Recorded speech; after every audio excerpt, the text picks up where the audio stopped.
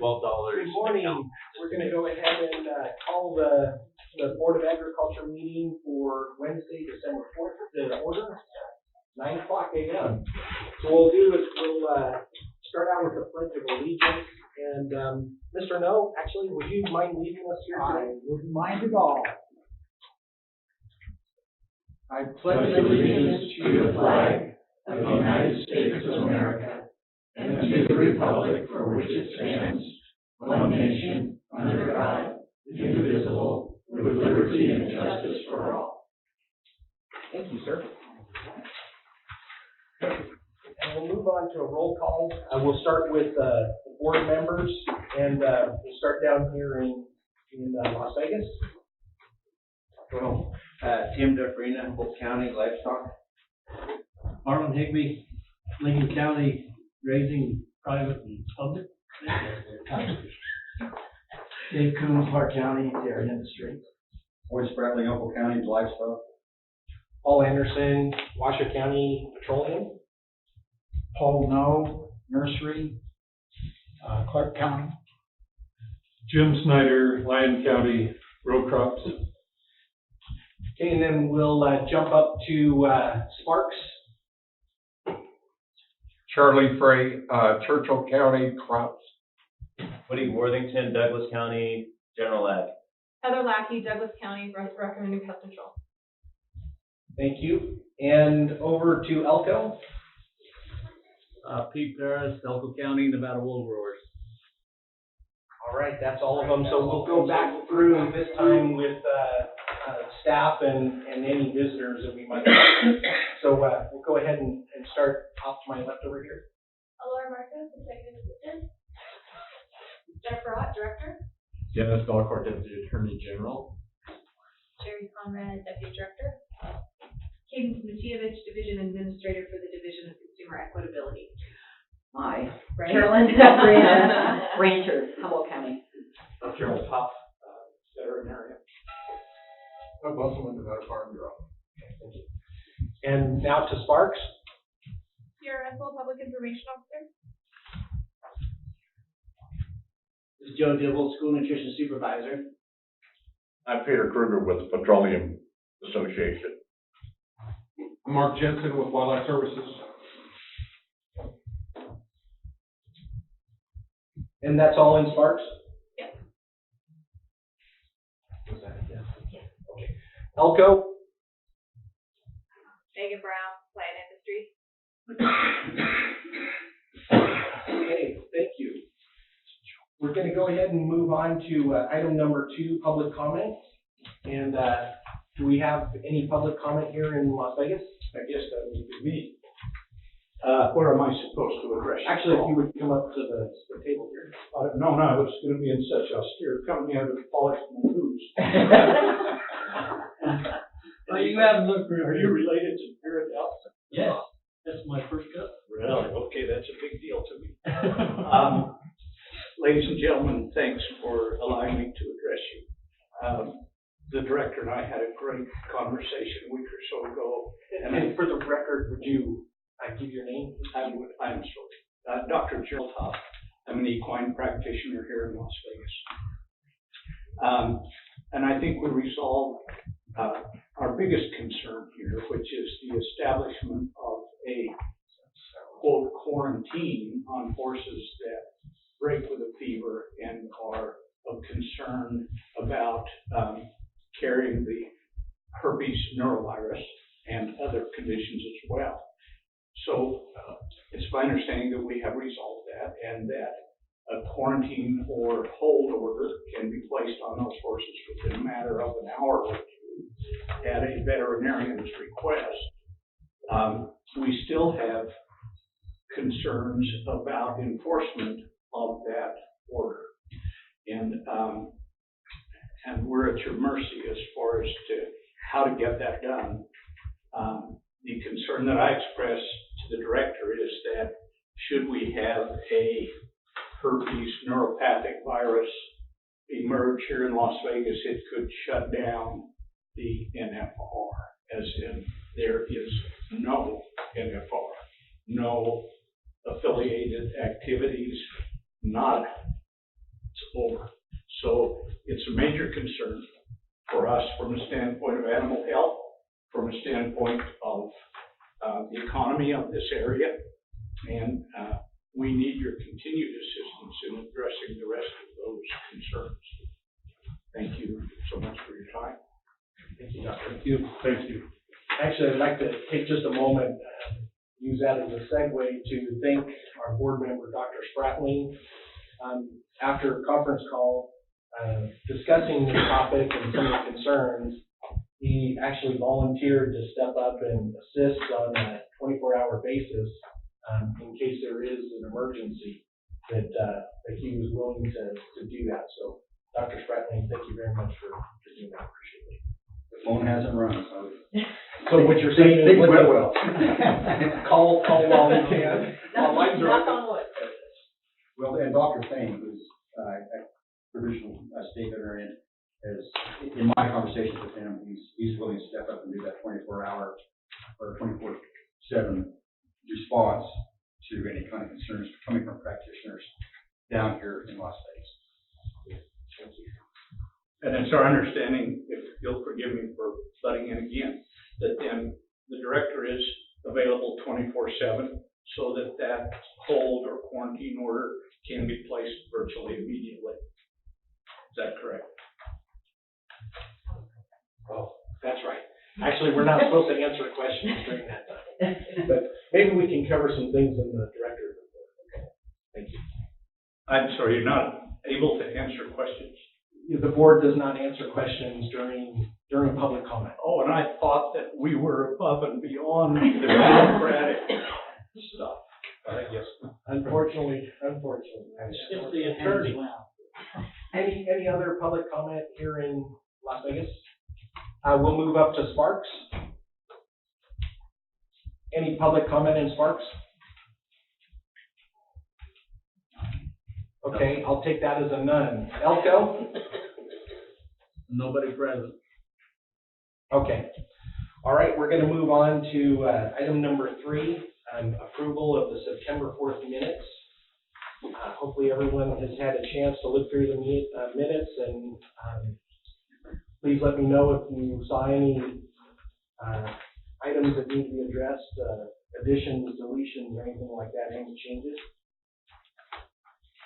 And if not, I'm willing to entertain a motion. Mr. Chairman, I move to accept the minutes that have been presented. Second. So we have a motion made by Dr. Spratling, second by Mr. No. All those in favor signify by saying aye. Aye. All opposed? Thank you. All right, we'll move on to item number 4, Director's Report. Director. Thank you so much, I appreciate it. So if you can turn to the director's report page here in the packet, there's a couple of updates that I want to go over verbally. I won't go over every single item. I wanted to provide the board with an update on the state veterinarian position and hiring. We are still accepting resumes for the state veterinarian position. We have had a few candidates, and thus far are continuing the process. So we haven't had as many candidates as we would have liked, and so we're changing our strategy a little bit in hiring to encourage more candidates to submit their resumes. We've been looking also at other avenues, such as hiring firms, recruitment firms, and things like that. We did get some verbal quotes from recruitment firms that they would charge 10 to 15% of the salary, which is quite hefty, and it's not something that we think that we can pick up at this time in order to do that. So we've made some revisions and are, trying to do a more expanded search. So, but unfortunately, it's not as quickly as we had hoped. But as you all know, that Dr. David Thane, is our interim state veterinarian and is wonderfully agreed to stay on as long as he can. So So the position is full. There is somebody as state veterinarian. That position has never been empty. And continue going forward. Are you able to take questions at this point? No. Well, I guess I'll excuse myself. Thank you for your time. Thank you for your assistance up to this point. And I guess we still really have some big holes to fill. Thank you. The other item on the agenda is the Wildlife Services MOU update. So there's a bit of a misprint there. I should have said MOU contract. So the Wildlife Services MOU, it's an MOU that was initiated to have better communication with USDA Wildlife Services in our work with them, our funding arrangements, those kinds of things, and our communication. So currently the MOU is sitting in NDA's court, and so we're reviewing that and going to present it to Wildlife Services hopefully sometime soon. And the third item I want to just address very, not quickly, I'm actually really excited about this under the internal, is the strategic plan. So you have in your packet a page, front and back, that has NDA 2019 to 2023 strategic plan. I'm very excited about this. So the leadership of NDA got together in July and took a look. Yeah, You can have mine. Is it online? It's an attachment. It's called B. I think it's item B. Got it? Yes. Okay.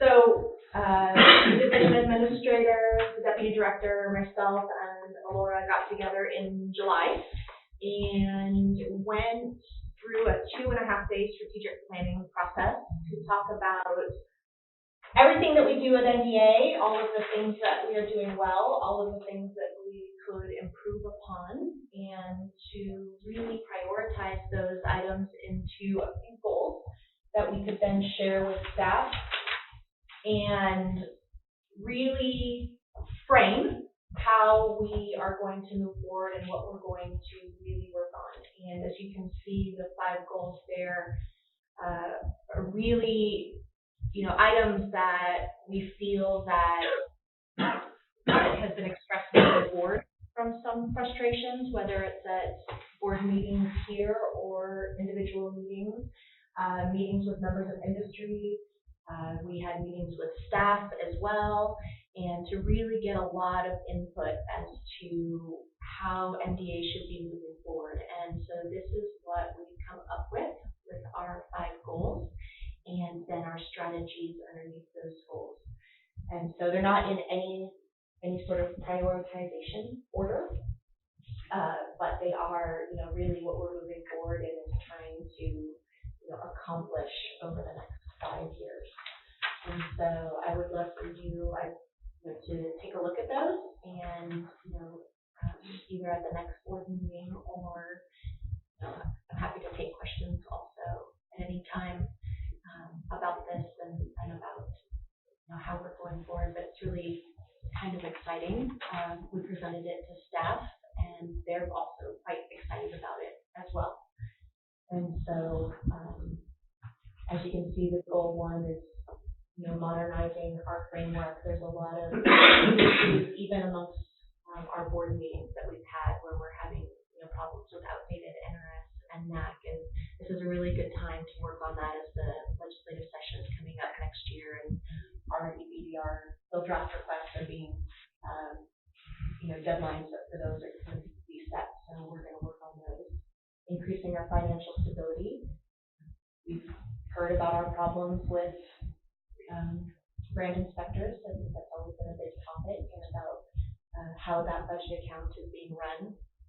And across the board at NDA too is really looking at our budget accounts to make sure that we're a financially stable agency and putting us in a better position so that when we do go to the legislature and we get our budget and we have those budget conversations, that we're coming from a much more stable place and that we're able to make those requests.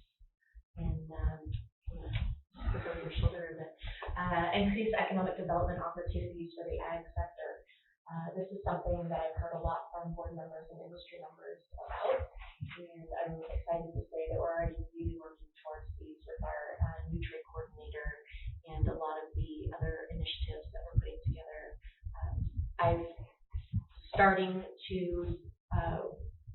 meet with various, again, industry members and also county leadership to talk about what they're needing in their counties and education opportunities and economic development opportunities in their counties. And so we're just we're already doing some work in the trade sector, but we're also just sort of getting to the tip of the iceberg too in some ways on some more of the deep dives in the counties. Becoming a customer-focused organization and, really responding to, our customers, our industry members and the public that we do business with, increasing the public trust in our services and how we interact with the public in the industry, and then also creating a cohesive organization. And this is really more of an internal goal, is we have a cohesive organization, we have all sorts of benefits. We work more efficiently, we work more effectively, we have an easier time recruiting, we have, better retention rates. And so that's, really where we're aiming. So this is just sort of a very general overview, but I, invite you all to read through that and, get in contact with any questions that you might have. All right? Mr. Chairman, can I ask you a question on this, Val? Yes, Doctor. Amazingly, when this came out on the agenda, or with the agenda, that a lot of Cowboys who are often said can't read, were pretty interested in all this. But they appreciate your Golden report. Okay. Very much so. All right. But what surprised me was that there was a lot of concern about about your goal number 2, the strategies. Mm-hmm. And they thought that it should be revised and saying instead of aligning the revenue with expenses, you should revise or align the expenses To match the revenue. Mm. And that was actually a fairly consistent concern. If we have a certain amount of revenue, maybe we have to fit our expenses to match that. So I got a lot of that feedback Right. coming, so. I appreciate that. I just want to make sure that we're talking that revenue and not profit, Okay. right? Oh, So- no, it's not. Okay. It's profit. Right, exactly. Want to be very careful about the start, but I appreciate that feedback. No, but they are concerned, and Yep. as long as not being able to read it, they're very tight, Cowboys, so. Well, and That's why those two concerns. And I'll reiterate what I always say about communication and transparency is that, there's not changes that affect the industry that are not vetted through the industry in a public process. Any other questions? Actually, I did have one, same thing under goal 2, create effective and efficient business processes. Mm-hmm. Can you give us a couple examples of what you guys are looking at in that area? Sure. The adage about, touching one piece of paper once to be more efficient. And so oftentimes in our internal practices, we just over time and over history have created processes that may not be the most efficient and may not be the most effective to get to that end result. And so looking at all of those processes to make sure that what currently exists makes sense for the time that we're in, and it's not just doing it because that's the way we've been doing it for 30 years. Looking at advancements in the way we do things, whether it's adoption of software that would speed up processes, or maybe it is a new process in place. I think by looking at that and evaluating it and potentially making some changes. I mean, we could evaluate it and say, this is the best we're going to get. We shouldn't make any changes, and that's entirely possible. I don't believe that, but it could be. And looking at that to be the most efficient with our state dollars that we can. Thank you. Mm-hmm. Any other questions? Are you complete with the report, or did you want to go down? I just wanted to do 2 other items real quick. Okay. Under partner coordination, you may have seen press releases on the shared stewardship agreement that the governor signed. So the Department of Agriculture was involved with that pretty heavily. We were part of the original planning committee. And, it was an agreement with the U.S. Forest Service, the BLM, and the U.S. Wildlife Services to basically put something in writing that says that we will be working together to tackle some of our public land issues, whether it comes to invasive species or wildfire problems, and really looking at basically a document that we all agreed on that's requiring us to get together and work together, which is great. I think that we are working together, but this is, provides us with the direction with some action items, which I think is a good thing. So that is available to read. And then I also wanted to quickly just let you know that I also attended the National Association of State Departments of Agriculture meeting this year. And as part of those meetings, I had the pleasure of representing the state of Nevada in some of their policy improvements on a national level. And one of them that is near and dear to Nevada is the Western Weed Action Plan. And so that gave, we were able to vote yes, and that went through as a policy on a national level to provide direction to NASDA, the Association of State Department of Agriculture, to lobby for funding for weed projects, to instruct other agencies that, the Western biome and the Western states, are important on a national level when it comes to weed work and invasive species. So just wanted to highlight that happened. So, yeah. All right. So before we move on, open it up, any of the board have questions for Director Ott? Mr. Chairman? Go ahead. Yeah, Pete Harris, Finelco. I don't really have a question. I just have one small comment. The Nevada Wool Growers asked me to make sure that this Director Ott knew that they greatly appreciated her coming out to the field and looking at the problems with the ADC programs, and that how crucial it is to keep the Nevada agriculture, livestock protected. And they definitely appreciated her showing the support and kind of look at the situation. Thank you, Mr. Parrish. I had a great day. Well, thank you for coming.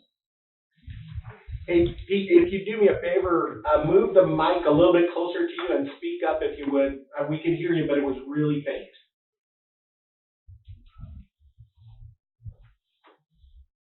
Okay. I No will other try to questions? speak up. We're going to move on to number 5, food nutrition board update from Joe Dibble.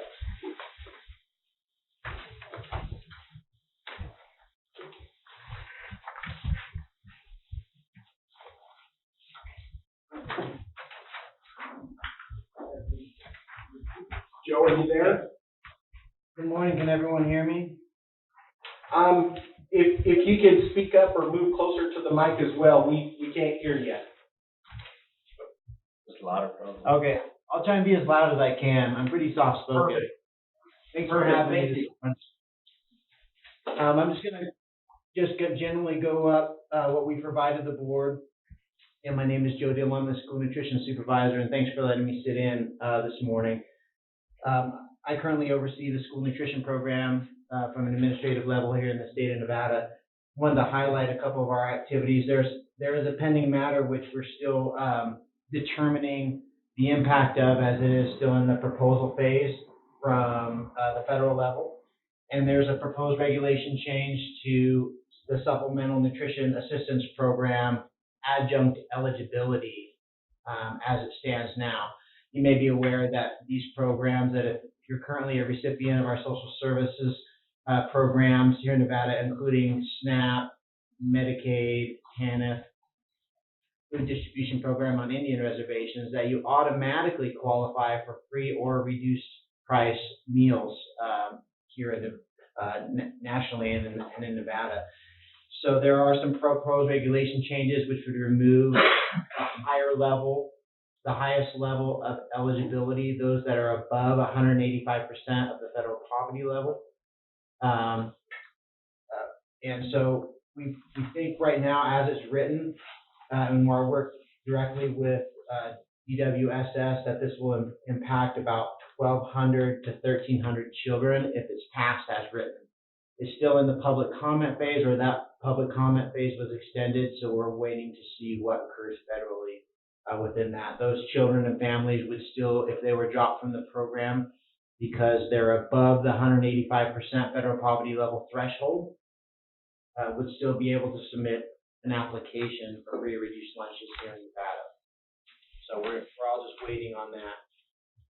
We did a number of partnership activities this year. I wanted to highlight one of the exciting ones was Governor Sisolak and Superintendent Jara came out for National School Lunch Week activities at Clark County School District. A significant amount of the milk being served in Clark County School District comes from Ponderosa, dairy down in Amargosa Valley. And so we really highlighted the procurement of that locally produced milk. It's also processed in Clark County as well at a processing plant there in Clark County. And it was great. Superintendent Jara and Governor Sisolak both milked our milk cows together. So they built quite a bridge there. We have a great programmatic opportunity based on a partnership with an organization in Colorado who really focuses on increasing the amount of scratch cooking done in school districts. And there's still, 2 of our school districts applied their application to a federal grant, and they're still eligible now and going through the application process or the eligibility process, including this week, additional interviews, and hopefully if awarded, this Get Schools Cooking program is going to help increase the amount of scratch cooking meals and work with them directly on the operational side with Douglas County and Lyon County school districts to increase scratch cooked meals and have a more appealing meals there. We also did some work with Nevada Public Charter School Authority to try and increase the amount of participation in federal school nutrition programs amongst their charter schools. So there's some good collaboration going on there. Our CACFP program, they performed a gap analysis, and they're currently collaborating with 2 other organizations, DPBH and Children's Advocacy Alliance, to try and increase the participation in ECE, early child care education license centers here in Nevada. And so they're developing a toolkit and doing some social media work, and also connecting children with local ag businesses to learn more about where their food comes from. Our food distribution program had a very successful year with the Senior Farmers Market program, including receiving $1 million, reimbursing about $1 million or almost $100,000 worth of Senior Farmers Market coupons this year. The leftover money, about $23,000 that was unredeemed, was used to make bulk purchases that were distributed through the senior program at 3 Square. Again, it's a very successful program, and it's great to get more fruits and vegetables into our senior population. Our audit services successfully completed 6 reviews of exempt single audit required thresholds, those that receive less than $750,000, and also 2 of those that do exceed that threshold. Food safety program was awarded some additional funding, federal funding, to purchase an additional pasteurization testing unit for the Las Vegas office. Our community nutrition program, just in July and August alone, served over 1 million meals through both child care centers, Head Start, shelters, and after-school care operations. Summer food service program, the last 2 months of the summer served over 300,000 meals. And our school nutrition program, just in the months between the Seamless Summer Option, which allows school districts and schools to serve meals during the summertime as an alternative to the summer food service program. And then getting started with the traditional calendar in the school year, we served over almost 3 million meals in August. A couple other things I wanted to point out. Our school nutrition program here, myself was a preceptor for our UNR dietetic internship program. What we're trying to do is expose these future registered dietitians to school nutrition and get them some hands-on experience. So we increase the amount of registered dietitians and capacity here that work in our school nutrition programs. We definitely need those staff. We need those professionals. We need them to gain experience and see what these programs are about and how important and impactful they are. And then we also completed a federal MEDA, which is a follow-up audit where we were able to close a management evaluation finding that we had remaining from 2018. All right. Anyone have any questions for Joe? Update. And I don't want to step on Joe's toes, but I just wanted to provide an update. As of this morning, so the first bullet point under the pending matters of significance, as of this morning, Secretary Perdue released a press statement that said that they are going through with that revision of SNAP benefits, and they anticipate that that will go effective April 1st. So our staff is going to have to figure out how to re-enroll that many children to make sure that they're good. So that did go through, so no longer a comment. Sure. Dr. Spradley? Dr. Spradley for the record, but I'm curious what kind of requirements have changed? I mean, what group would not be enrolled in their current enrollment? So there's a Joe, can you provision. take it? Really, this is a rollback to, in the Obama administration, it passed an additional allowability for an adjunct based on TANF rules that allowed children to be eligible for SNAP that were higher than that 85% threshold. So really what this is going to do is it's going to roll it back to the pre-Obama era limitations for SNAP, where they have to meet that 185% criteria and can't qualify for TANF based on some other specific provisions in there. Thank you. Any other questions? All right, thank you, Joe. So instead of item number 6, we are going to go ahead and skip down to number 7, administration, and then we'll come back to plan industry after that. So we're going to go ahead and go to number 7, board update, Chairman Conrad.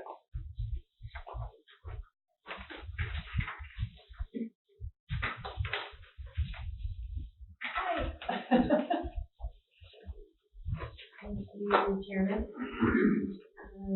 So you have Jerry Conrad, Deputy Director for the Department of Agriculture, for the record. You all have an update from the Administration Division, and I won't go through every single item on here, but I wanted to touch base on a couple of things. I think the Director mentioned this in her update, but we have, in addition to our fairly new to staff trade coordinator, we have a new education information officer who was hired in September, and brought with him not only agriculture experience, but in addition, a depth of knowledge in agriculture and his research background that he has. And he's been a great addition to the staff and in support of the trade coordinator. So they've really dug deep on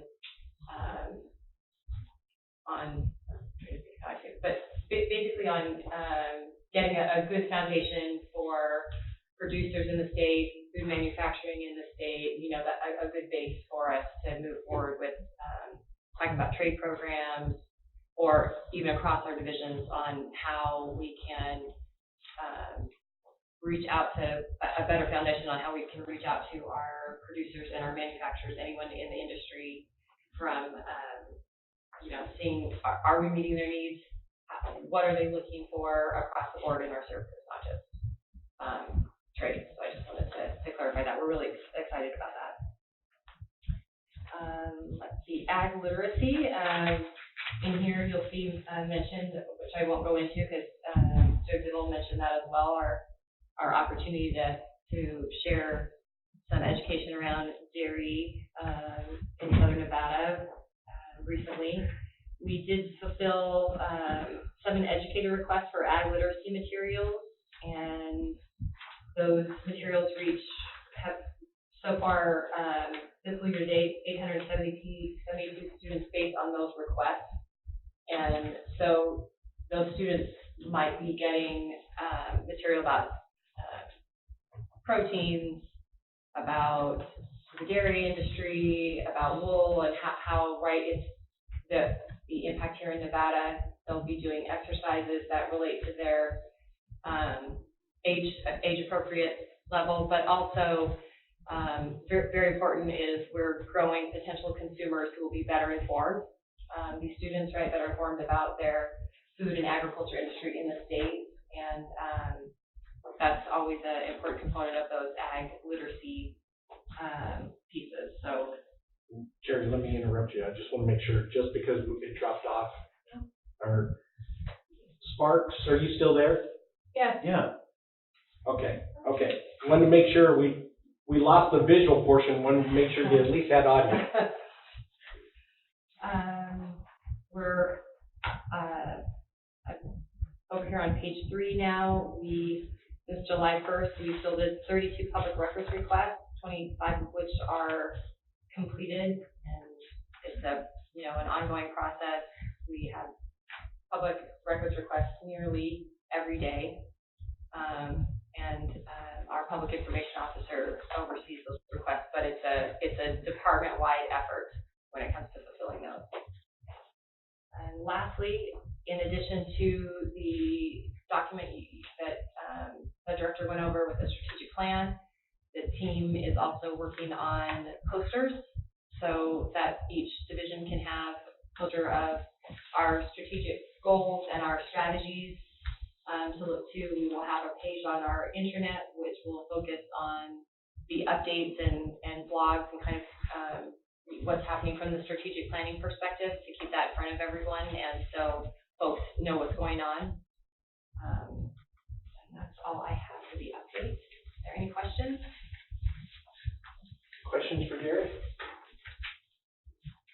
All right, I think we're ready to move on to 7B, Department Operating State Vehicle Policy Revision Approval, and this is an action item.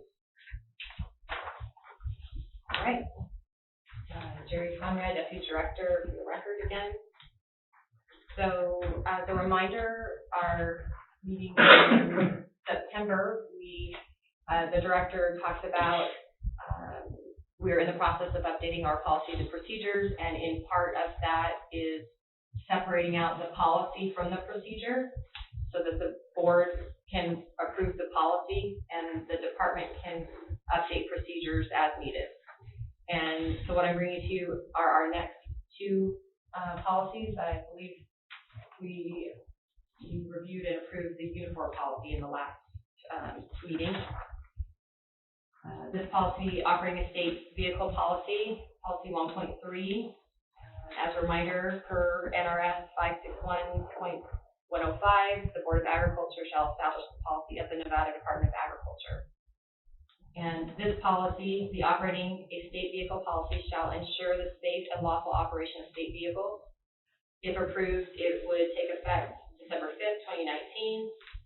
And you can see the last revised dates, appropriate references there in Nevada Administrative Code and our prohibitions and penalties and our state administrative manual. This policy will replace the policy, the operating a vehicle on state business policy that was approved by the Board of Agriculture on March 26, 2013. And, excuse me, the responsibilities fall to the leadership team consisting of the director, the deputy director, and each division administrator who shall uphold the policy set forth by the Board of Agriculture. And it applies to all NDA staff and those who work on behalf of the NDA. All right. With that, any questions about the policy or what we're doing here? I do have one question. Paul No for the record. Jerry, does this mean that a policy has already been established, or you're working on one?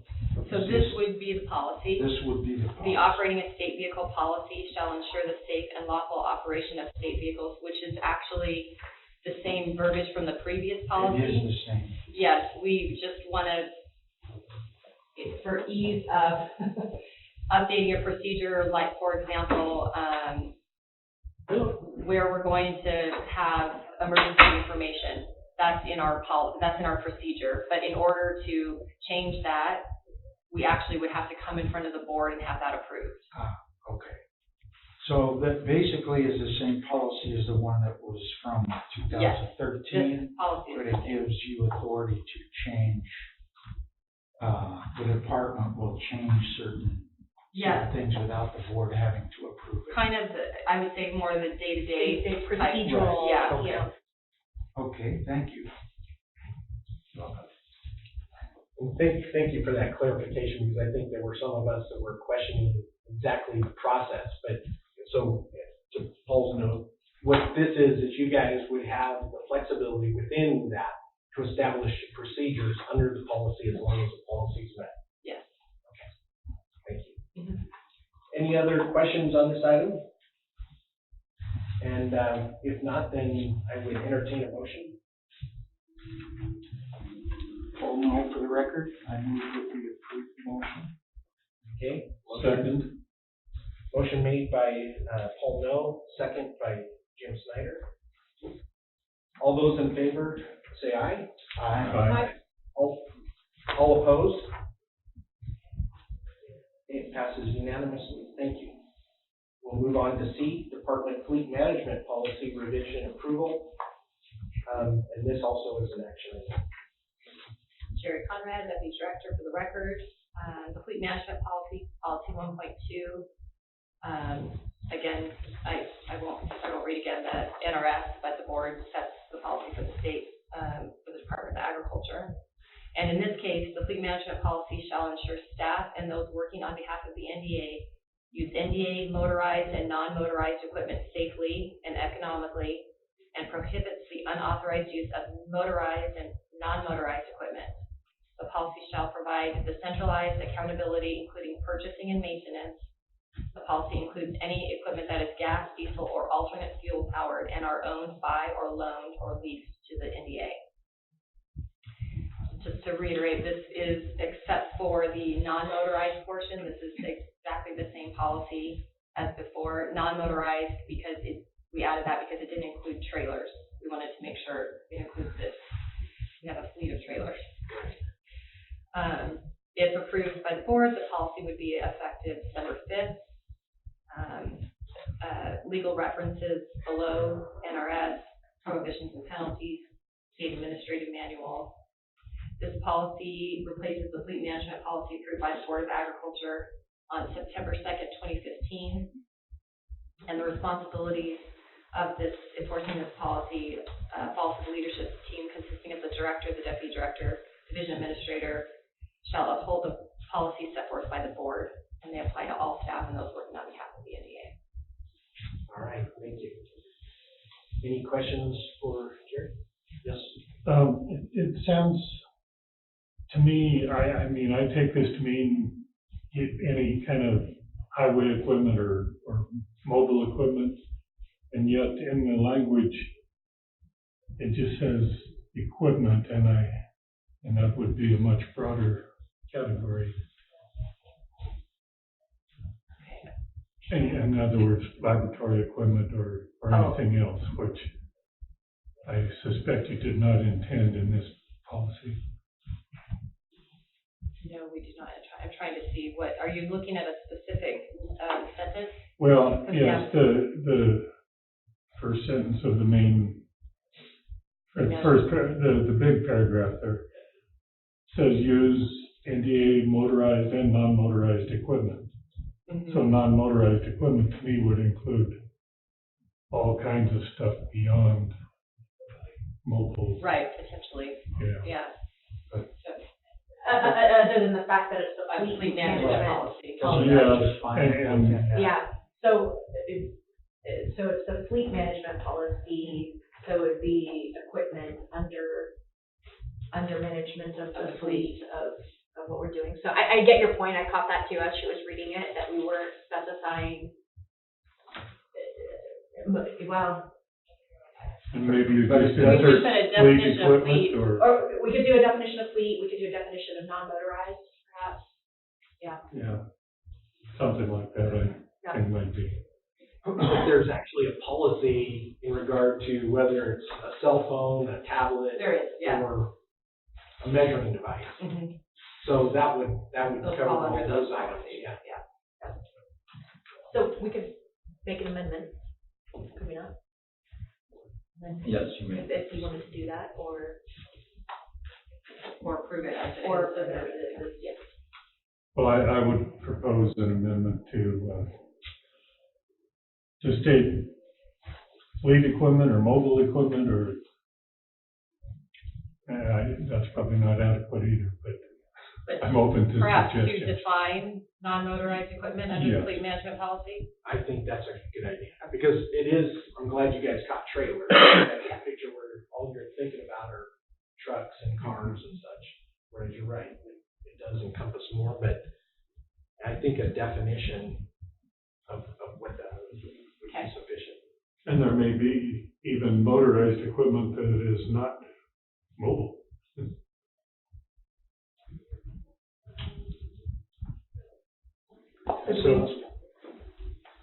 So, is that clear enough, or do we need some clarity in the amendment? There's always the application rule, so I mean, as applied, I think if you understand that fleet means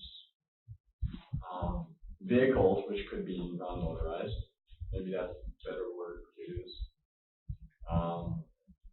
Because are there anything under the fleet management policy that would not be a vehicle? No. So that maybe vehicle is a better word. Yeah, that might. Okay. So a vehicle management policy? Yeah, the title of the policy is being changed, is that what we're Well, proposing? I said you could. There's different ways you could skin the cat here. Could be motorized and non-motorized vehicles. Instead of Okay. Instead of equipment. Okay. Yeah, actually, I think that would be better. Okay, so, Mr. Snyder made the motion to approve with the amendment, and we've agreed on, that would be to, change the wording from equipment to vehicles. And, do we have a second? Second. Mr. No? And, before we go to vote, just want to make sure, I'm going to open this up for questions, make sure that everyone's clear on what we're doing on this one. Any questions, concerns, comments that you want to make before we go to vote on this? Okay. So, all those in favor of approving with the amendment, say aye. Aye. All opposed? Aye. Opposed? I'm sorry, was there one opposed? Oh, feedback. I say. Nelco, I said aye. Passes unanimously. Thank you. Thank you. And we're gonna skip back up to item number 6, plant industry. And Ashley, are you with us now? I'm here. Okay. Thanks for moving it around for me. Sure thing. Alright, so for the record, Ashley Simpson, Plant Industry Administrator. I'm gonna dive right in, with time sake. So we're still waiting to hear back from LCD on, R15/4, Hey, Ashley? Yeah. Could you move closer to the mic or speak up or both, please? Half a foot back, moving the whole table with me. How's that? Is that better? I'll try not to look down too, so I'm speaking a little bit more direct. As I was mentioning, we're still waiting to hear back from the Legislative Council Bureau on our request to adopt R154-17. I suspect that I will likely be getting like a week's notice, so I'll keep you guys updated as much as I'm receiving the notifications. This specific NAC change that we're requesting to push through is specific to incorporating a government licensing requirement in NAC 555, as well as also simplifying the labeling requirements for application devices. Right now, we still have that 5-point label And we want to make it a little bit simpler where we're ensuring that the products are actually labeled, but not to the degree that it's currently in our NAC. So hopefully, we're supposed to be on the December schedule, but we have not heard what the actual date is. So I'll let you guys know, and I appreciate your patience and support on that. Jumping into our hemp program, USDA just released the interim hemp rule. So the Farm Bill was released, as you guys know, in December of 2019. So we've been kind of waiting for these rules over the last year, and they're interim right now. It's open for public comment. And I'll be going into specifically what came out of that during my kind of deep dive following my update. So that'll go a little bit more in depth. We do intend to submit some comments, but again, we'll kind of discuss where we might have concerns or just general comments that we want to provide. In terms of partnerships, we have received approximately $300,000 for the Specialty Crop Block Grant Program. We've been receiving these funds since about 2006. They're really there to provide support to industry on research, marketing, and education to build our specialty crop industry, so our fruit, vegetable, tree nut growers. Some of the projects that were selected were specific to education events, some general crop research involving squash and melons. Those were kind of the big priority. With a heavy focus on education. We're always trying to get more growers or provide them with resources to expand. So we got 8 projects to support that. For FDA, we, with the Food Safety Modernization Act Produce Safety Rule, we were required to start inspections on large farms this year. The update that you guys have shows that we had 2 farm inspections completed. We've actually done 4 to date. According to our current database, there's only 7 within the state that actually have to comply with these rules based on their size and income level, which are really what dictate who needs to actually be inspected and so forth. But we're still trying to do a large-scale education to all of our produce growers. So we've been pursuing that as well and creating some resources, which I'll highlight as well. We did not observe any egregious conditions. We really took these inspections as an opportunity for education as well, which we really try to do throughout our department. For our Western States Produce Safety Committee, this kind of ties into what I was just talking about.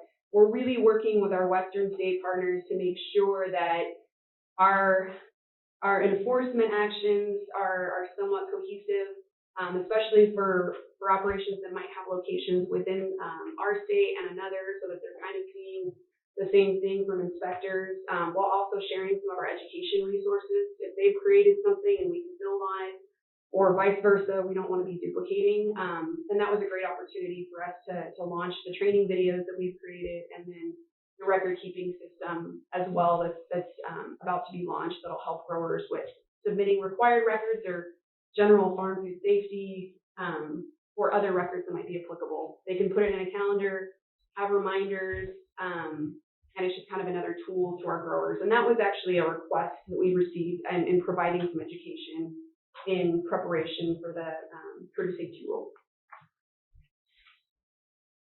We've also been working with the University of Nevada Cooperative Extension in creating some additional videos regarding proper pesticide disposal procedures and integrated pest management. Across the board, throughout most of our programs, we're getting a lot of requests for these video trainings. They go a long way. They use them significantly. They, a lot of times, are timed appropriately, so they're very well used. So we're hoping that those videos will help improve some of the proper disposal uses, and then, of course, proper pesticide. Another partnership that we've had with Co-op Extension as well is in terms of our hemp production program. So the 2018 Farm Bill passed or made hemp fully legal. However, the EPA is still catching up and actually making a lot of pesticides approved for their use. There are a handful, but really we're trying to get ahead of the game and make sure that these producers are aware of proper pesticide use, how to read a label. So they coordinated with UN to make sure that we're providing them industry and getting them in alignment with where they need to be in terms of use. Because we know it's happening, and we know that there's going to be more products that are approved for them moving forward. I think I gave you guys a general update on this in terms of a new position that we have in cooperation with NDOT.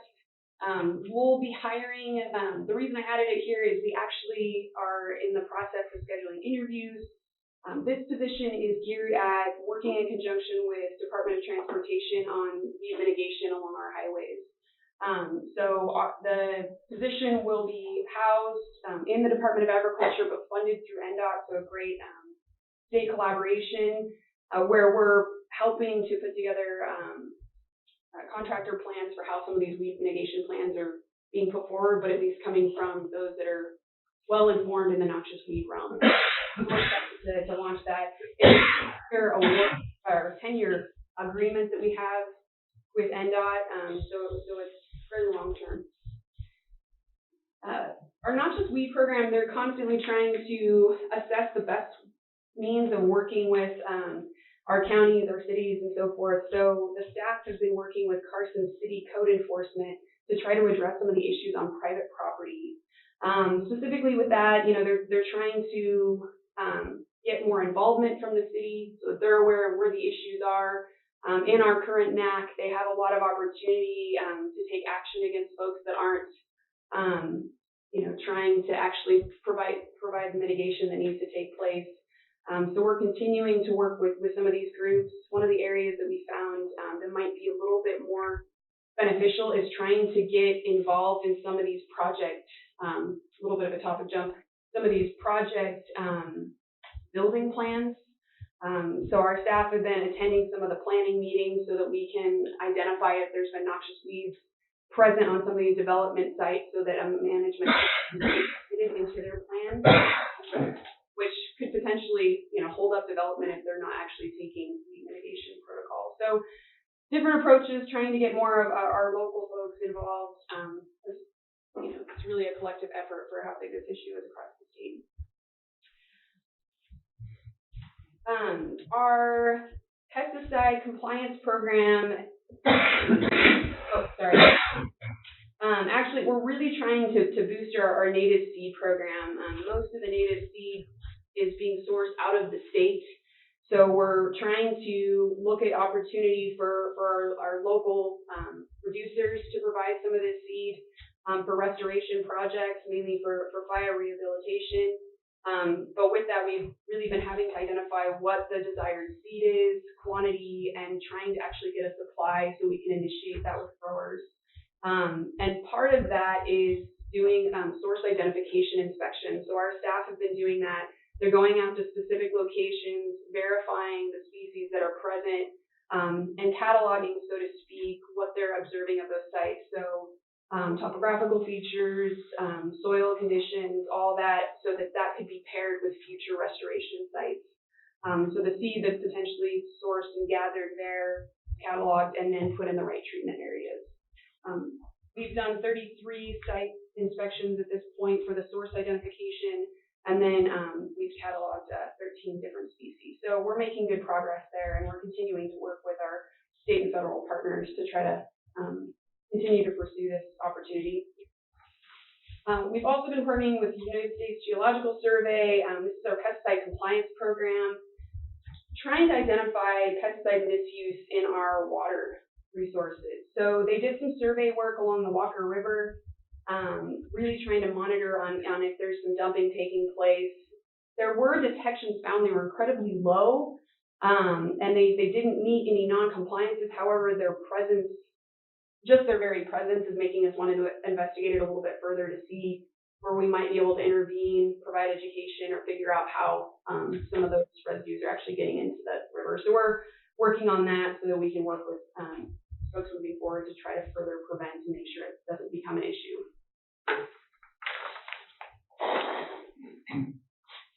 Our plant pathology lab, they've been, we've closed up our garlic season, but throughout the season and as we were running samples, they did find a fair amount of garlic neck rot disease. We're trying to find or isolate where that's stemming from, and they found that it's Botrytis spray.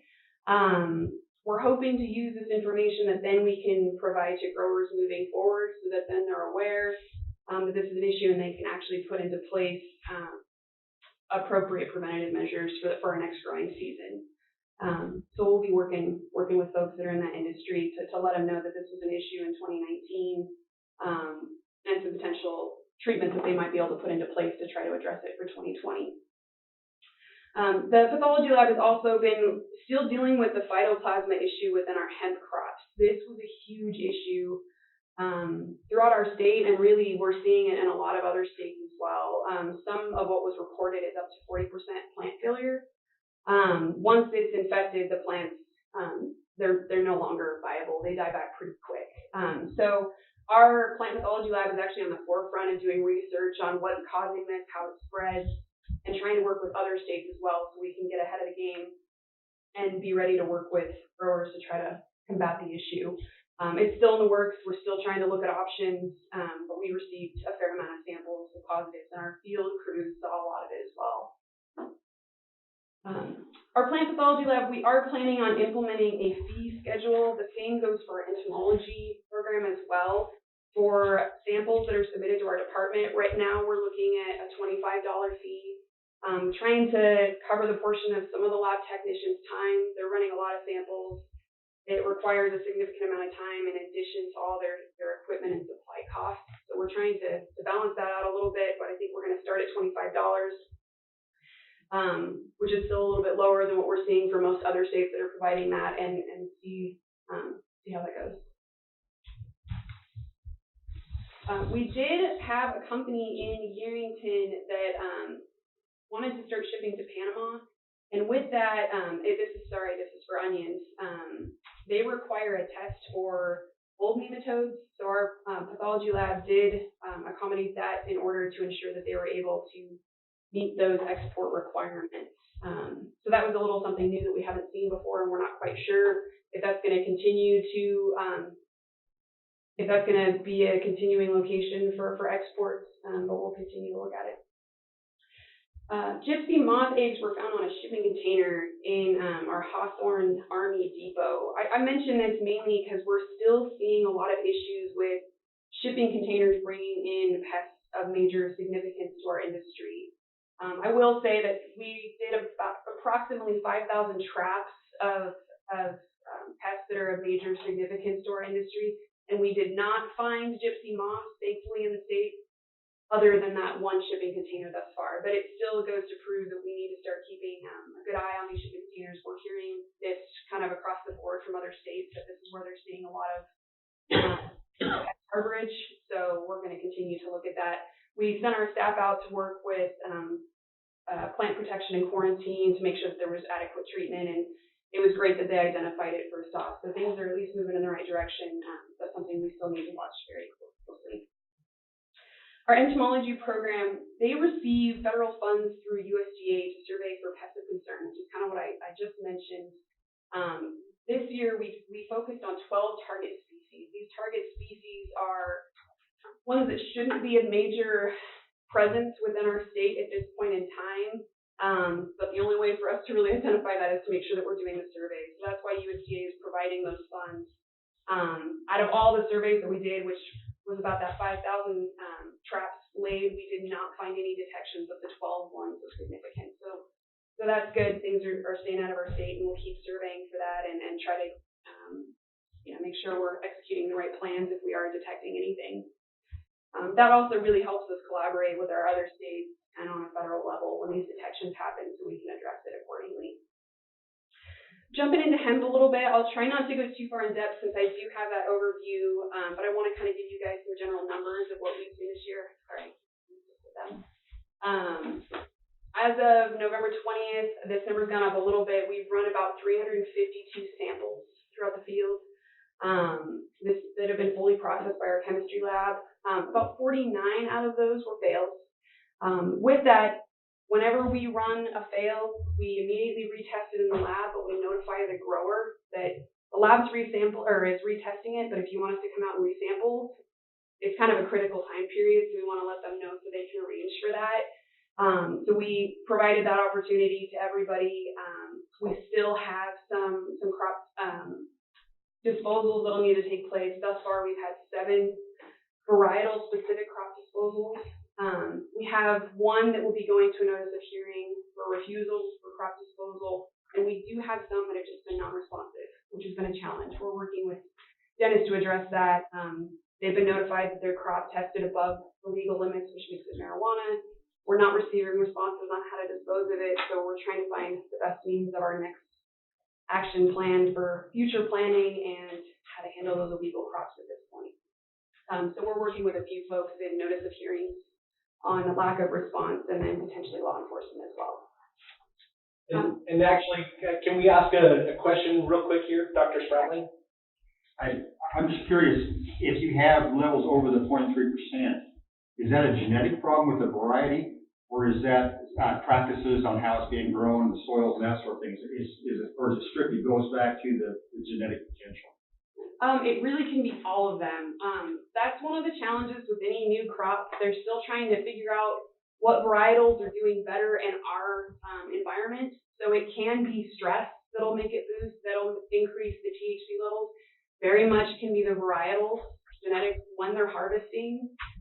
So that's one reason we really encourage folks to see what's happening with their crop throughout production, because every variety is going to behave a little bit different, and it's important to look at that. But all those pieces that you mentioned can come into place with the THC levels, which is why it's important to look at what's happening with the crop. Thank you. Go ahead. Woody Worthington, I have a question for the record. So when they talk about disposal, exactly what is, what's the definition, if you will?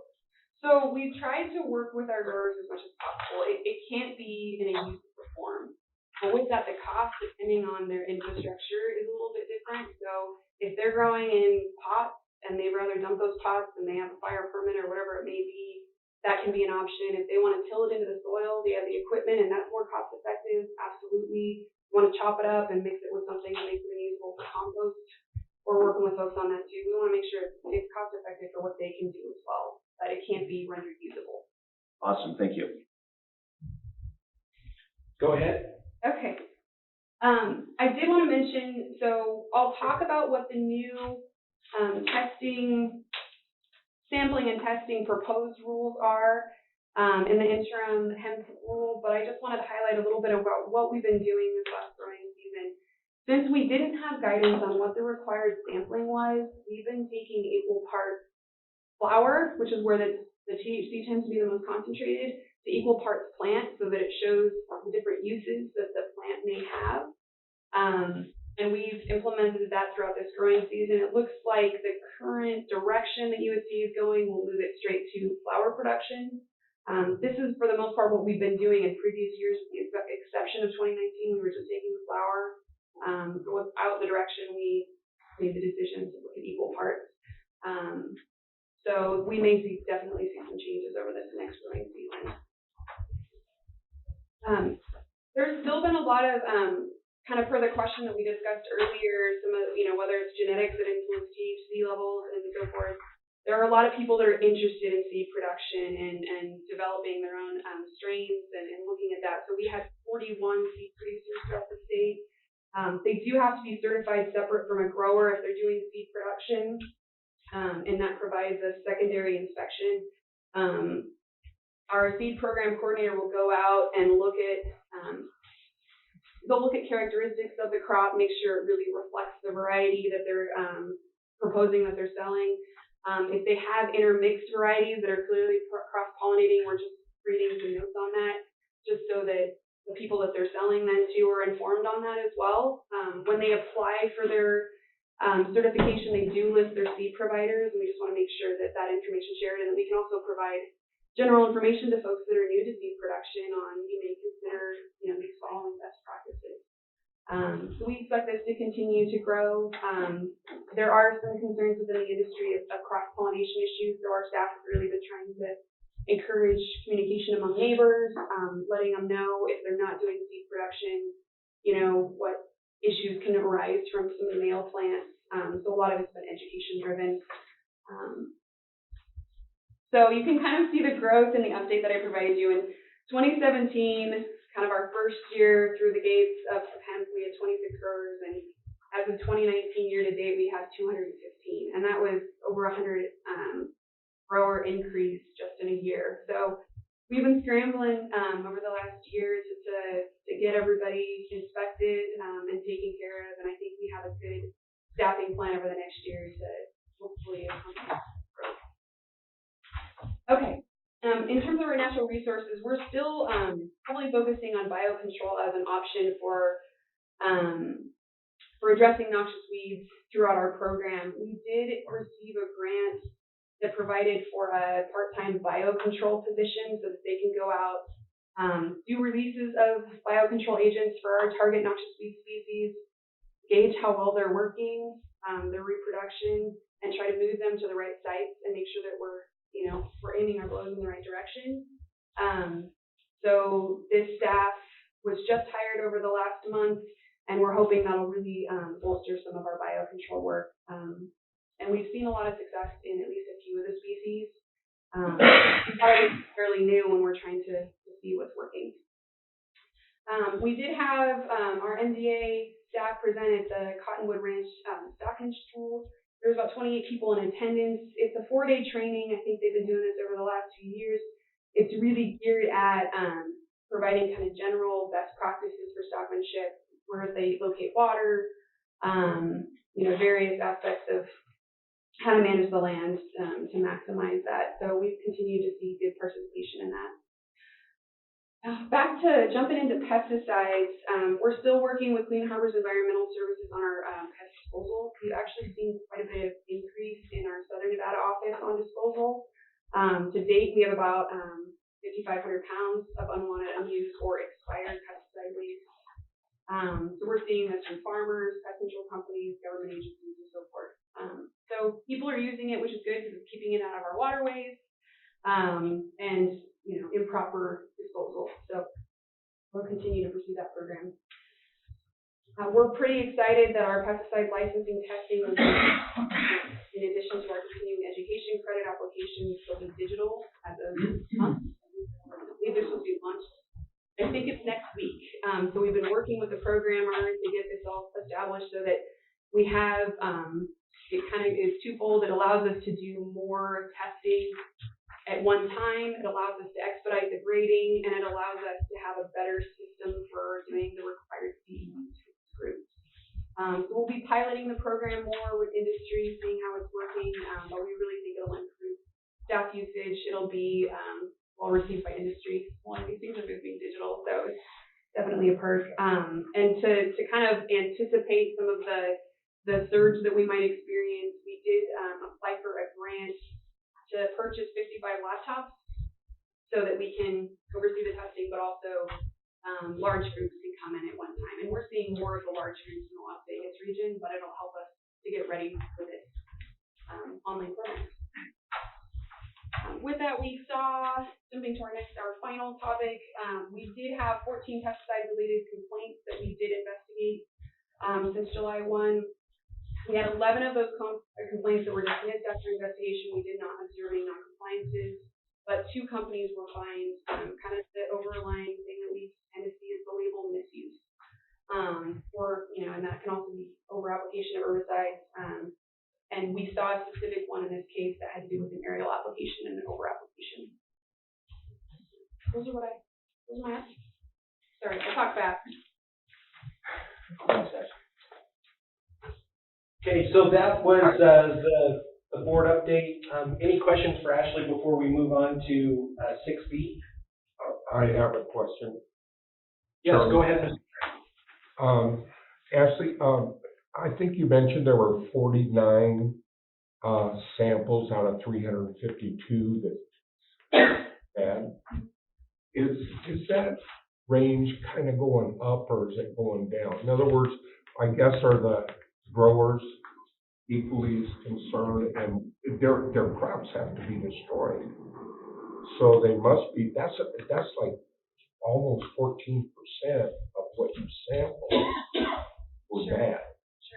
So my question is, I guess, is that going down, or are people getting educated to understand what the targets are? We're trying. So I can give you the data that we've had over the last couple of years. So it's a little challenging, and I'll highlight it in my presentation a little bit, because under the 2014 Farm Bill, it didn't have defined what the testing was. So over this last year, our testing method moved to looking at a post-heat carboxylation method. So it changed a little bit. We were in anticipation of this last year. So we were presenting the same testing data to growers of this is likely the testing that will be required in 2019, and this is where your crop tested. Because a lot of them, they want to use those genetics again. So they were informed in 2018 of what that looks like. Based on that, it would have been about a 60% failure based on the 2018 data that we had. So this is better than we expected, but I think a lot of it had to do with the modified sampling, and also we held a meeting with all of our growers in January. We let them know what was happening with the Farm Bill. So I think some folks were they were looking at what was happening with their crop a little bit more. They were sending them to private labs for testing. They were looking at the THC level, so they knew better when to harvest. So I think a lot of people were really diligent about that, and I'm sure some of them were looking at genetics that were supposed to behave a little bit better, but again, it's still new, it's unpredictable on what you can get. So the people that sampled and harvested earlier, we didn't have a lot of issues. It's the folks that were sampling and that were sampling over the last 6 weeks. I do have one more question. Of those failures, about 14% of your tests, what amount of acreage are we talking about that has to be destroyed? I don't have that, but I can definitely get it for you. Is it substantial? I'll have to ask my team, since they were actually the ones out sampling. I honestly couldn't tell you. It'd be nice to know, okay, of all this 14%, how much it impacted. how much acreage passed, was under 0.3, and how much failed, acreage-wise. Because that is part of our economy, whether we like it or not. And it'd be really important to know, and I'm sure you're educating the farmers exactly, and then they'd want to know, I'm sure. Yeah, that was one of the requests that we actually had. We presented it at Farm Bureau, is having the data on when people were planting, harvesting, what varietals, so that they kind of have an idea of what was happening. And that also kind of helps us identify there's some better means that we can employ for capturing data, because I think right now when they submit notices to us of when they want to harvest, which dictates when we sample, it's a combined acreage, and it's not broken down for varietal, and we need to have it broken down for varietal. It should be. So we have some areas to improve on some of the data that we capture, but I think we can get some raw data. Okay, Ashley, if you want to go ahead and go on to your presentation on the interim hemp rules.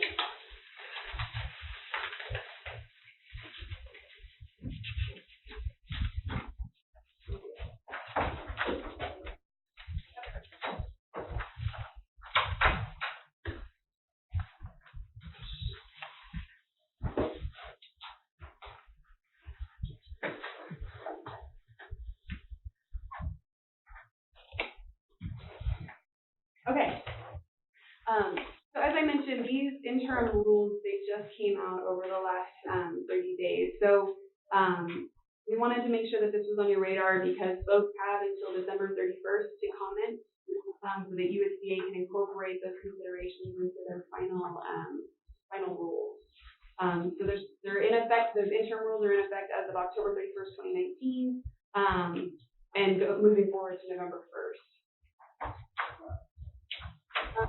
So I didn't want to go too far into the weeds, but some things I wanted to highlight in terms of the hemp definition that's in the new Farm Bill is it's cannabis sativa. We do run into some confusion with law enforcement sometimes on that, because it's the cannabis word, and it really emphasizes extract. So folks that are doing any processing, they need to make sure that their end products of extracts or derivatives or whatever it may be are held to these same standards. And by that, in order for it to be hemp versus marijuana, hemp has to be less than or equal to 0.3% delta-9 THC. Anything that exceeds that is considered marijuana, which is where the crop disposal comes into play. So the Farm Bill was released January 2019. November 2019 is when the interim rule, just kind of trying to give you a little bit of a timeline. And then again, here's that deadline for the USDA comment period. We have sent a notice to all of our current certified hemp growers of this time period with a link to where they can find the information and a press release that's also gone out. So just to give a little context as to our current program, fortunately, we're not in a bad situation, and then we have a lot of the infrastructure that currently that the feds are requiring us under USDA to have in place in order to have a state program. So we're ahead of the game in a lot of areas. We'll have to make some modifications, but specific to that, we already have a system for capturing applications. So really what has to be encompassed in an application is ensuring that the landowner approval is there. So if there's another name that's listed on that application and it doesn't match the parcel, we're not approving it without a notarized letter from the landowner that says this is okay. Also with that, with acreage, location, in some cases footage, some general information about their intended production details. By that I mean, is it outdoor, is it indoor, varieties, all those specifics, where they plan on starting their seed if that's the case. And then, of course, we handle the compliance testing and the crop disposal process. We do compliance testing entirely within our department. Third-party labs are not accepted at this point for compliance testing. So we've been handling that entirely, and we've been using this total potential THC method, which is supposed to reflect potentially what can get you high. They want to see when something's heated, that's really what impacts, has the psychoactive effects. And that's the testing direction that we've received from the Farm Bill. And we established that in our 2019 season, and it looks like that'll be accepted in moving forward based on the interim rules. And then, of course, as I mentioned, if we're seeing that the crop is above that 0.3% THC, we notify them. We offer resampling if they haven't harvested. If the resampling still comes back, if that is an option, we have to work with them on the crop disposal. We ask them to submit us a plan first, based on the options that we discussed, and then we work with them on that. So per the the interim hemp rule requirement, growers have to register with NDA, which we have established. They've highlighted the sampling of the flower exclusively, which is a change from what we've done in the last year. The testing is the same in 0.3% or less THC than what we were doing. Post decarboxylation, that's really what I'm talking about with the heat, so trying to break what they call the acid chain, which has a psychoactive effect. Similarly, reliable analytical method, which is where we're using the full potential. Our state plan is what we're going to submit to USDA that ensures that we address everything within those interim rules that they expect of states to have a program. If states have a program, USDA will not be reviewing grower applications. It'll just be run by the state. That's what we intend to do moving forward. Some additional expectations. Of course, there has to be a crop disposal plan program if the THC levels exceed those limits. One of the things that a lot of states had major concerns about was a 15-day limitation between harvest and sampling. The issue with that is, so we received notice from growers of kind of a general harvest window. Now, harvest is really important with where their THC levels could potentially be, so it's a time-sensitive issue, and so we try to get out to folks as much as possible. There's 215 of them, which makes it challenging. So for us to be able to get out to them, get a sample taken, processed by the lab, and then if we see a fail, for us to turn back around and be able to do a resample in 15 days, it's very unlikely. Even with maximum staff, it would be very hard to be able to do that if there were any fails. Right now, in our current statute, we're required to offer resampling, and that provision that they have in place would really limit that. So that's a comment that we'll be submitting to USDA, and a lot of other states have concerns about that as well. A couple things that we're actually glad to see incorporated is there's a DEA accredited lab requirement in addition to a USDA lab accreditation. So the reason being for the DEA accredited lab piece is that, it's they're potentially dealing with an unknown crop. They don't know if it's marijuana or hemp. So having that lab accreditation would allow us to handle both. And then the USDA lab accreditation, they're looking for a specific ISO accreditation, and that would put some checks and balances in place for state labs as well as private labs, so that they're at least doing things uniformly to the best of degree. They have incorporated a measurement of uncertainty, and I'm trying not to go into the weeds too much. Within any, within chemistry, within any lab analysis, there is a measure of error. We have assessed ours. It's about 10%. So we, over the last growing season, anything that was 0.34 and below, we considered passing because that was within our potential error rate. So they actually incorporated this provision into those proposed rules as well. So we'll be presenting what we found to be our error rate, and that'll give a little bit of a give on the testing. Something they have that's been a little bit different than how we've been handling is they have that law enforcement specifically is the one that has to handle the crop disposal.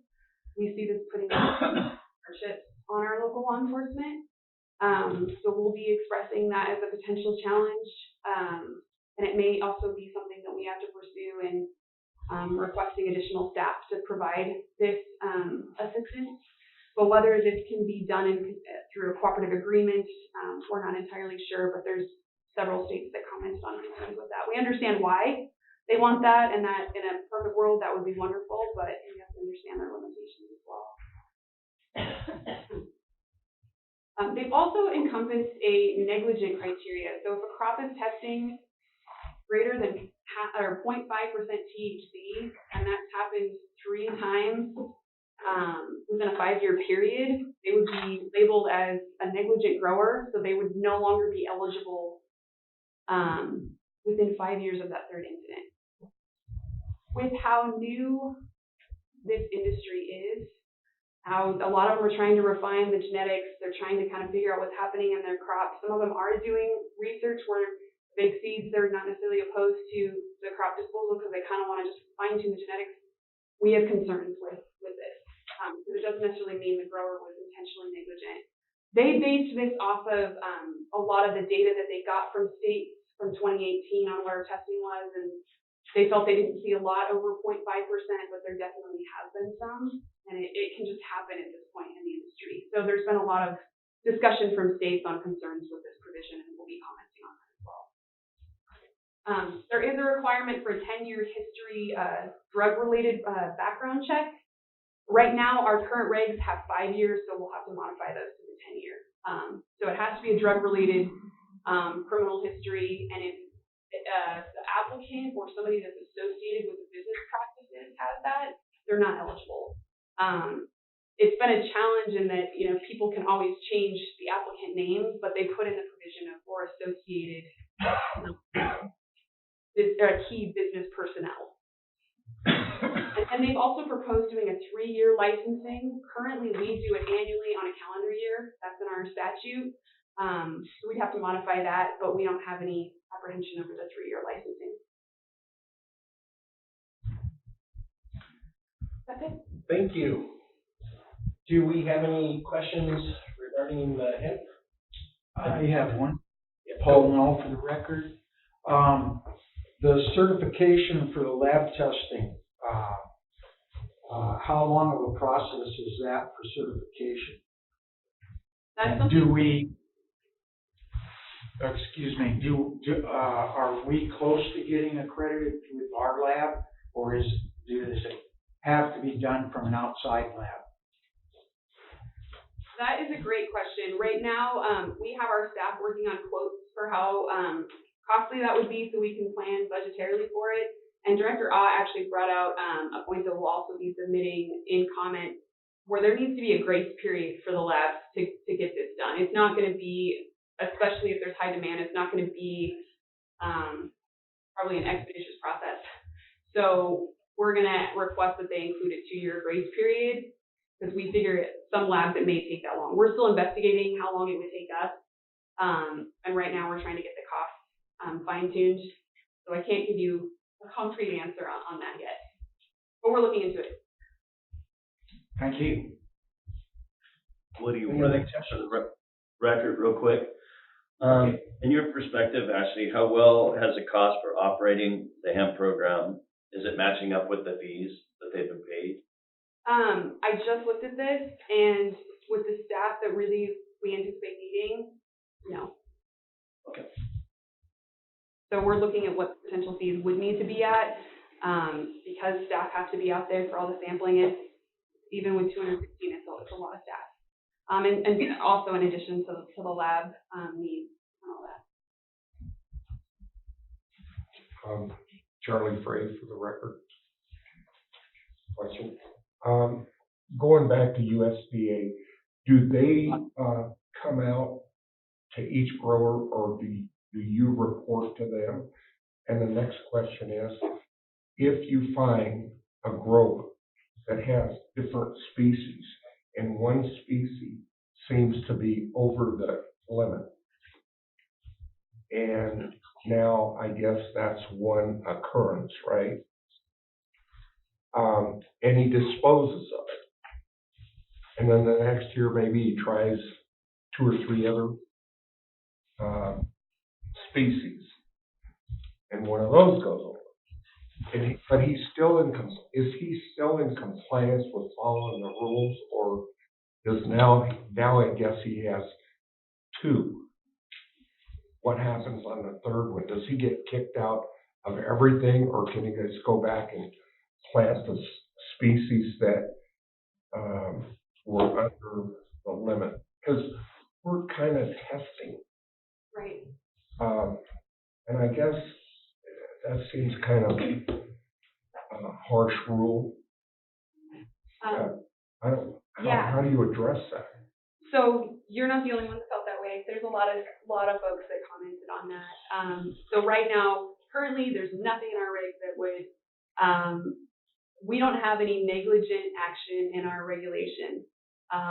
That's purely what's been put in the interim rule. I think they're going to have to reassess that. How it's written, how it's proposed. Yeah, that would be 2 strikes against the person, even if they're being diligent with how it's written. So we'll be commenting on the concerns of that because they're still doing a lot of research, and it doesn't necessarily mean that they were negligent with their craft. There's also it's been proposed to increase that to 1% or 1.2% is some of the other feedback that some of the states provided for the negligent criteria. So if they have 3 varietals over that time period that are over 1%, then they fall in that category. But 0.5 is pretty low. Oh. So that's what we'll be definitely commenting on it. Things can happen, unforeseen. Yeah, and when we're asking the growers to basically experiment and determine what grows best in our area and our climates, and it just seems kind of odd. There's 1 or 2 varieties. Let's say he's planting 10 varieties, because there's a lot of different species, right? And 2 of them go bad, but that may account for only 1/5 or 0.5% of his total acreage. Do you see where I'm coming at? Absolutely, yeah, I agree. So we'll be commenting on that as well, and I'm sure they'll be getting a plethora of comments from growers on that. Yeah, but I definitely see your concern. Okay. Director up. Yeah, I just wanted to, you've heard Ashley say that we're commenting. This is the interim rule. This is not final rule. Is that there are abilities to comment as members of the public and members of the industry. The deadline for that is December 31st. So if you have concerns, then absolutely feel free to go and comment on this rule. It doesn't have to be the department just doing it. And so, and please extend that to the members of the industry that each of you represent, is that they can get online and comment on these rules on how it will affect Nevada's hemp industry. So I really encourage you to do that. December 31st. In fact, that probably would have more weight than the department itself would. Depends, I guess, on who USDA is. Yeah. Listening to. Yeah. All right. And I also want to clarify that our labs are DEA certified and currently NP other USDA. Okay. We are able to process marijuana samples. All right, any other questions before we let Ashley go? All right, we'll move on. Item 8, board management. Laura, this is you. Mr. Chairman, this one's pretty easy. I just want to get some feedback on these dates. We try to keep it at the first Wednesday of, March, June, September, December is what we typically do, but we did have to change that first date a little earlier because there may be a trade mission that the director will be on. So everybody could look at their calendars and let me know if you see anything glaring. Any concerns from the board about those dates for this coming year? I'd like to change the December one and make it a week later. You don't know why? Yeah, I don't have any idea why. No, actually, not only but rodeo, but also we shift the first week of this month. Always, it's the end of November, first of December, and trying to get things ready, so it'd be easier for me. So going into the second week of December.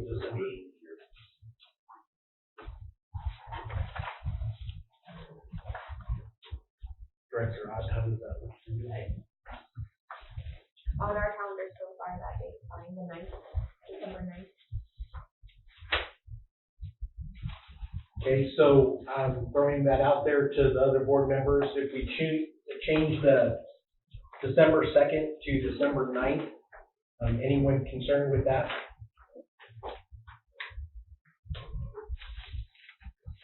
Okay. I would say if you want to make the motion with that change, then I would say give you full for that. I'd like to move, we change the December 2nd meeting to the 2020 to December 9th. 2020. Otherwise, you'll approve. Otherwise, all the same. Okay. Second. Okay, so we have a motion made by Mr. DeFrina, second by Mr. Snyder, with the amendment to change the date to December 9th instead of the 2nd of December. All those in favor, say aye. Aye. Aye. All opposed? Aye. All right, motion passes. Thank you. All right, we could either take a break or just press on. How's everyone doing? We really need a break. We need a break. Okay. We'll, how about a 10-minute break? What is it? 10:38. So we'll be back in 10 minutes. We'll adjourn for 10 minutes. Thank you.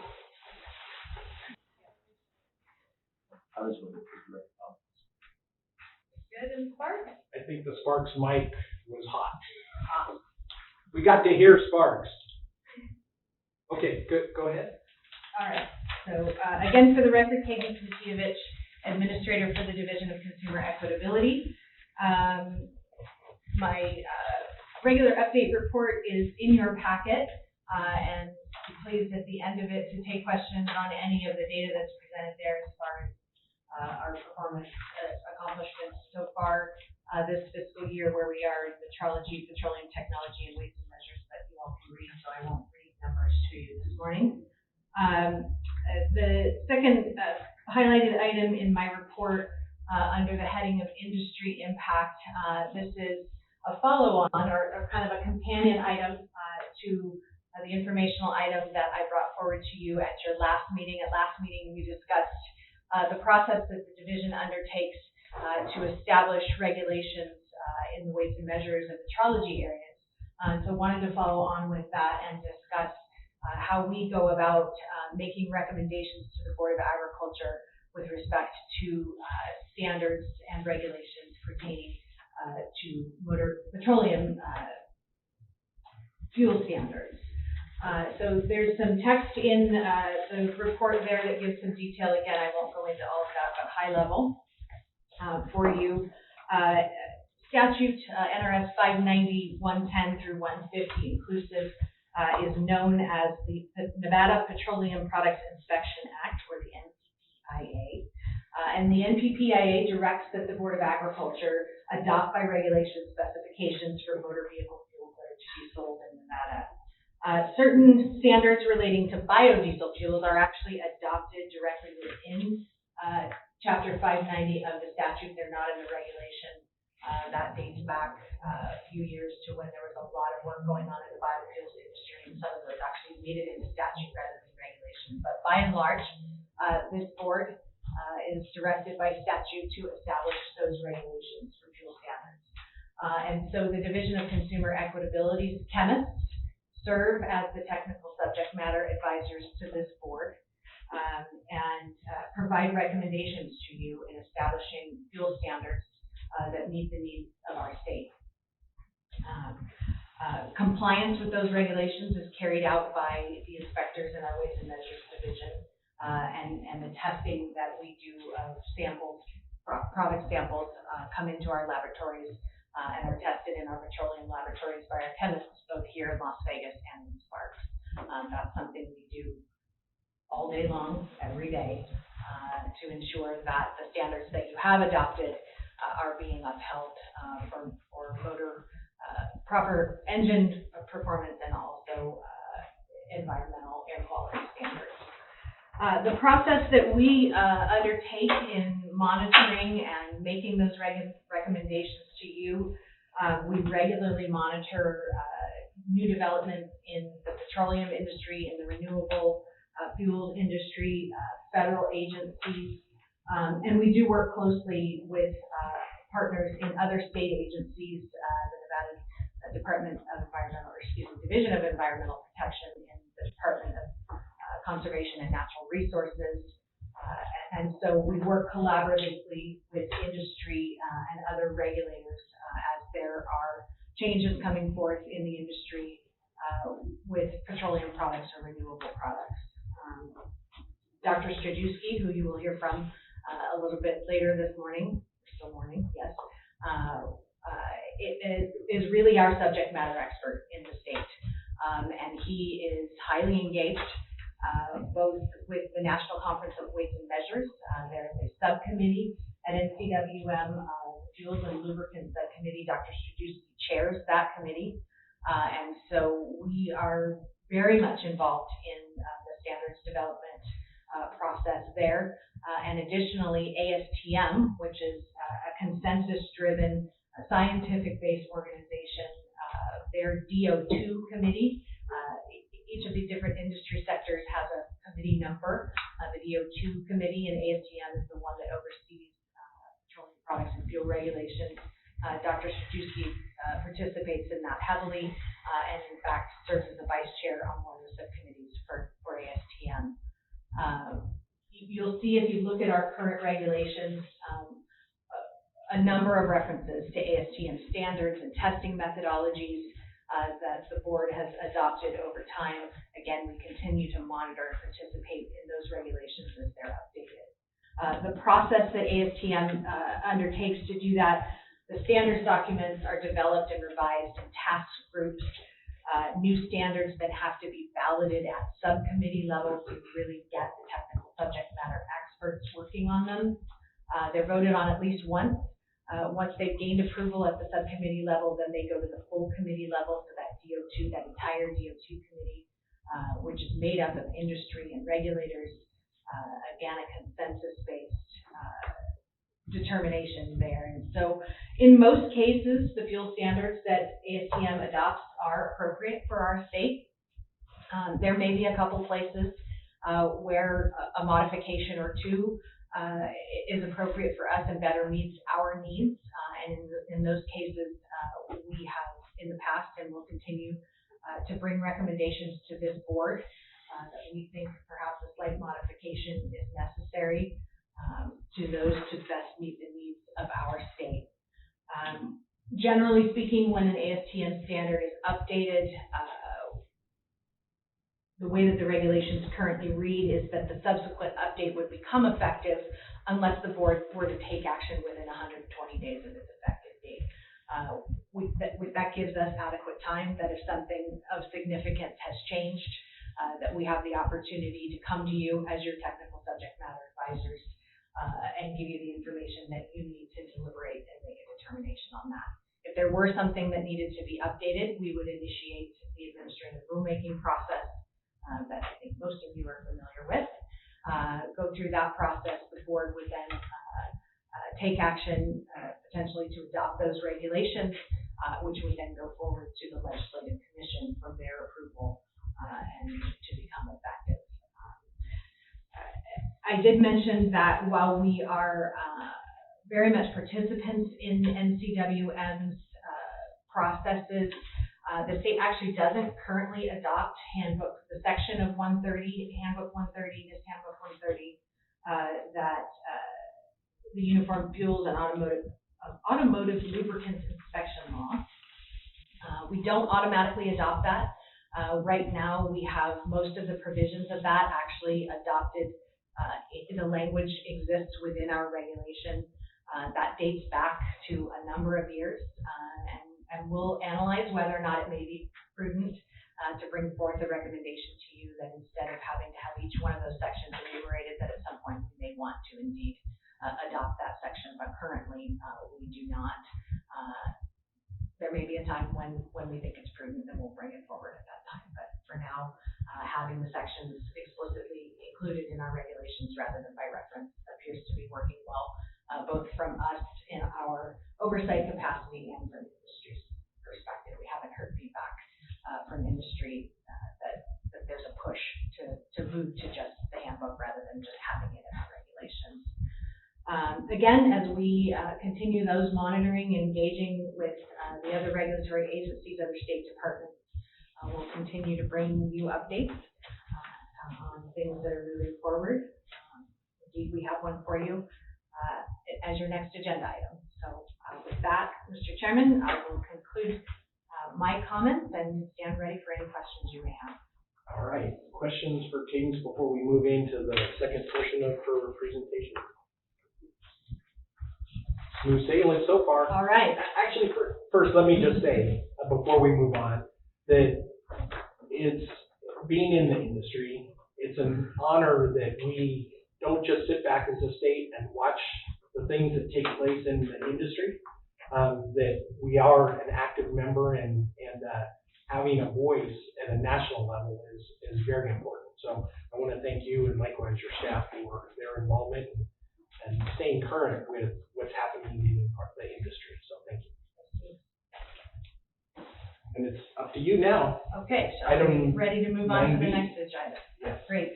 So we have for you this morning an informational report that previous item is a good segue into talking about motor vehicle fuel standards, specifically gasoline, and consideration of a product that is known as E15 as an approved motor vehicle fuel in Nevada.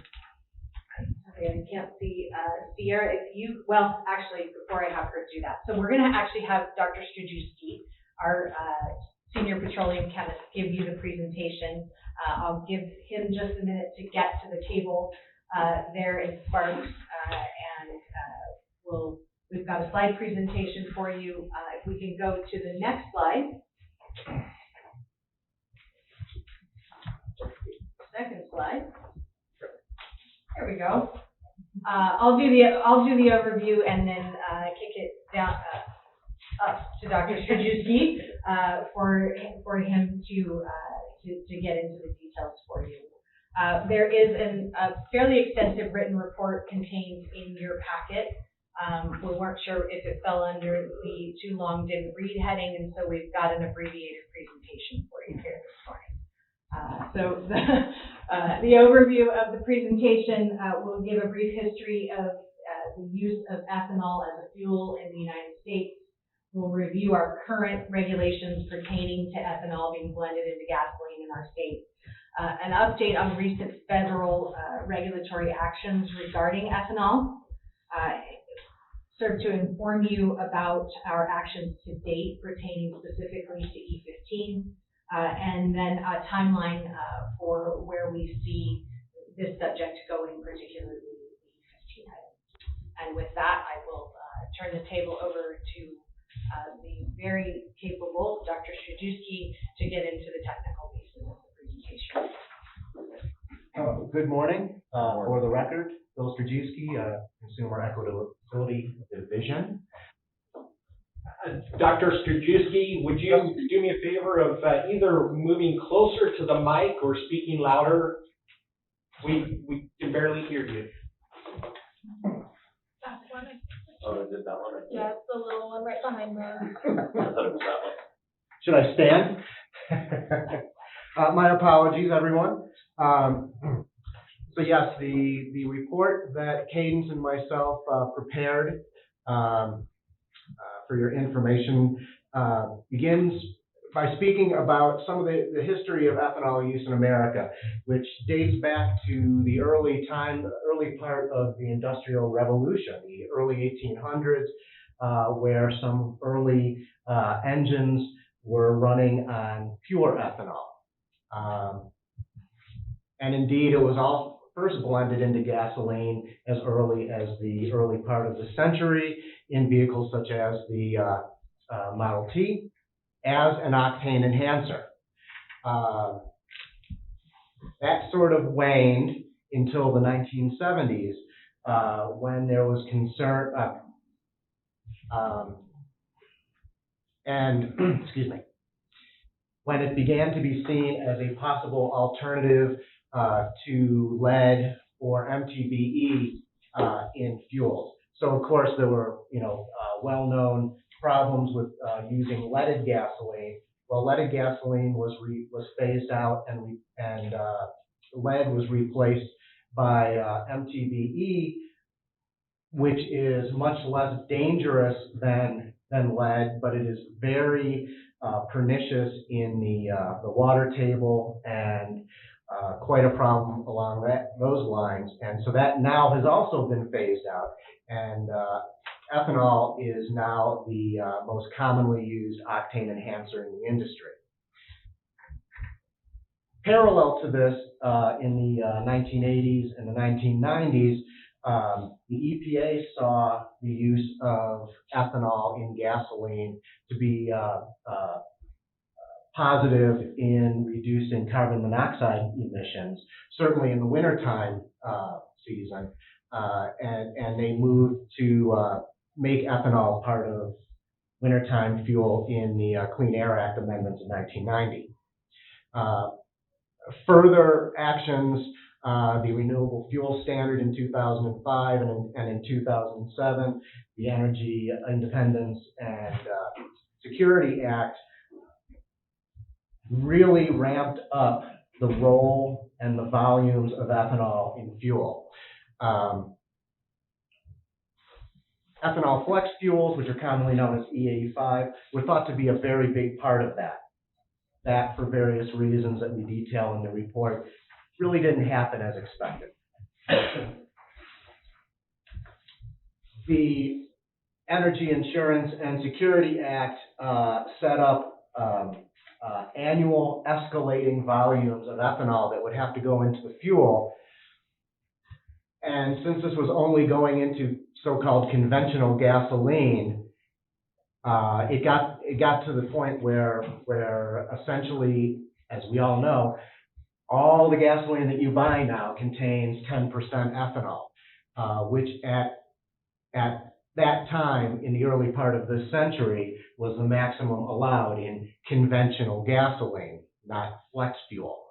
And so this came to be referred to as the blend wall, that refiners and retailers were putting in the maximum that they could, but the federal regulations were saying each year that more had to go in. It's also complicated by the fact that engines run more efficiently now and mileage is better, and so we had simple volume and math issues.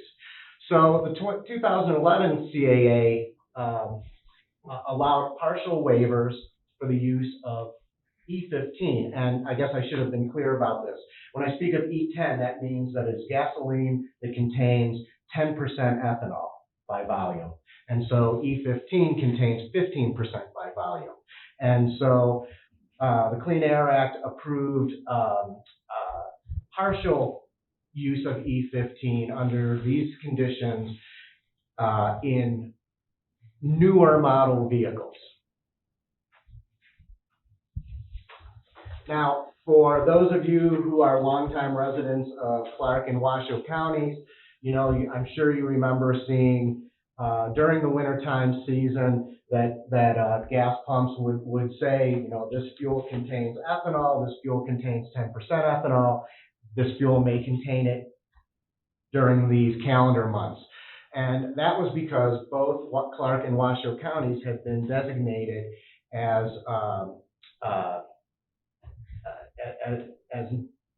being problematic in terms of their concentrations of carbon monoxide, and they were part of the EPA wintertime oxygenation program.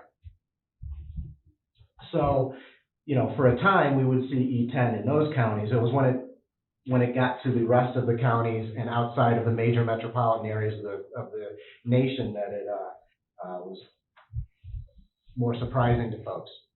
Now, the NAC Chapter 590 does codify a 10% maximum for ethanol in conventional fuel, and that's been that way since the mid-90s.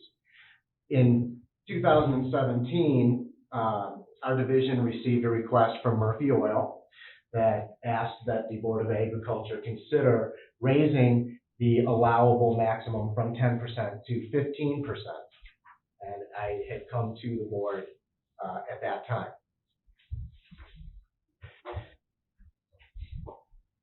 We are still acting on that, and I'll say a little bit more about that at the end. But in May of this year, the EPA passed a ruling that allowed for year-round sale of E15, and this really opened up potential markets to E15.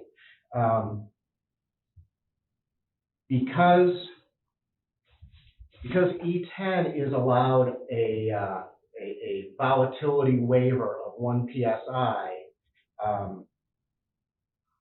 now forgive me, I will not go into that.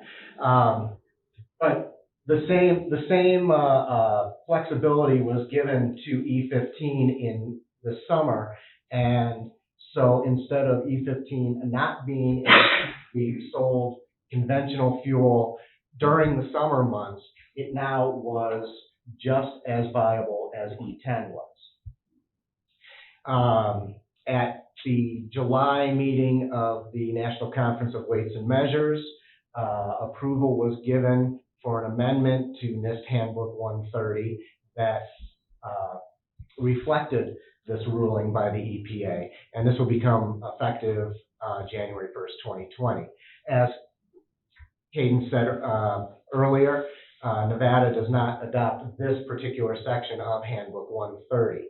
And again, our NAC 590.065 stating a 10% maximum supersedes that. Now, in August of this year, the EPA also released a proposal for additional Clean Air Act amendments, including stripping California of their right to set higher emission standards. To my knowledge, I have not seen notice that the comment period for this is open yet. It may be, but this particular part is very much up in the air at the moment, and we'll see how this proceeds moving forward. And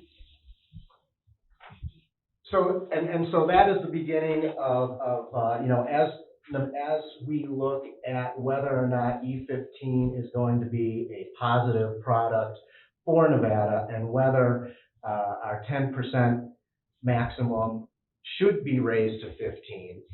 Those are a couple of the federal issues to think about. Now, there's also other issues, such as ensuring proper labeling of the dispensers, so that motorists who have vehicles older than 2001 don't inadvertently misfuel.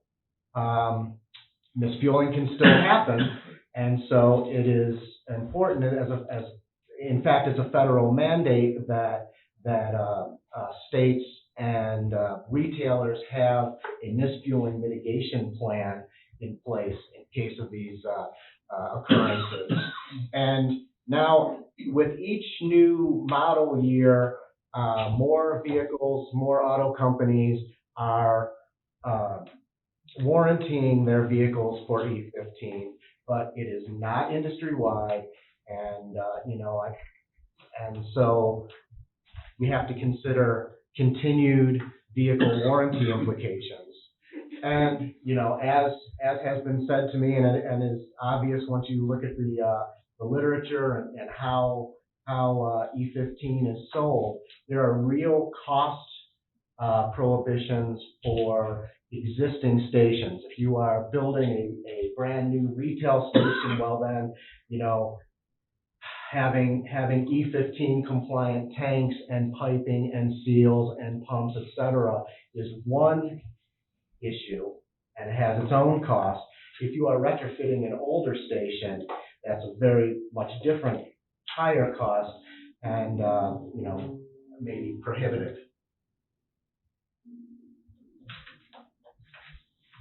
So as we move forward with this, our division and stakeholders will be considering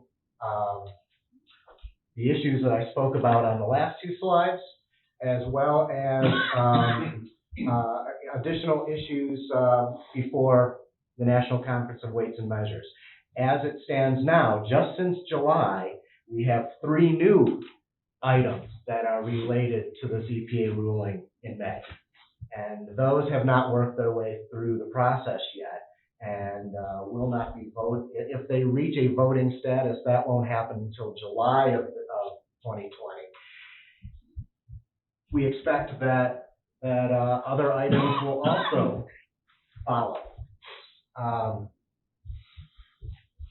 I will be going to my December semi-annual ASTM meeting next week, and while there does not seem to be a lot of movement on E15 specifically at ASTM at the moment, I'm sure that on the heels of these summertime rulings by the EPA, that there will be E15 related issues at ASTM as well.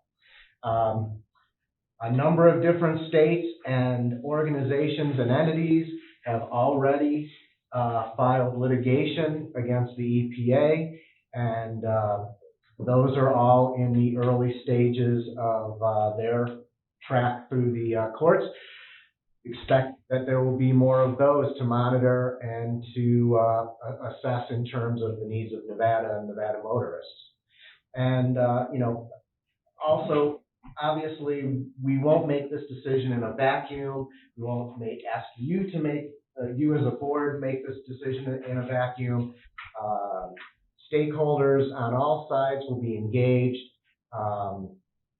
to see what sort of common ground and agreement can be reached before this as a final, reaches a final form and is brought to you for either your approval or denial.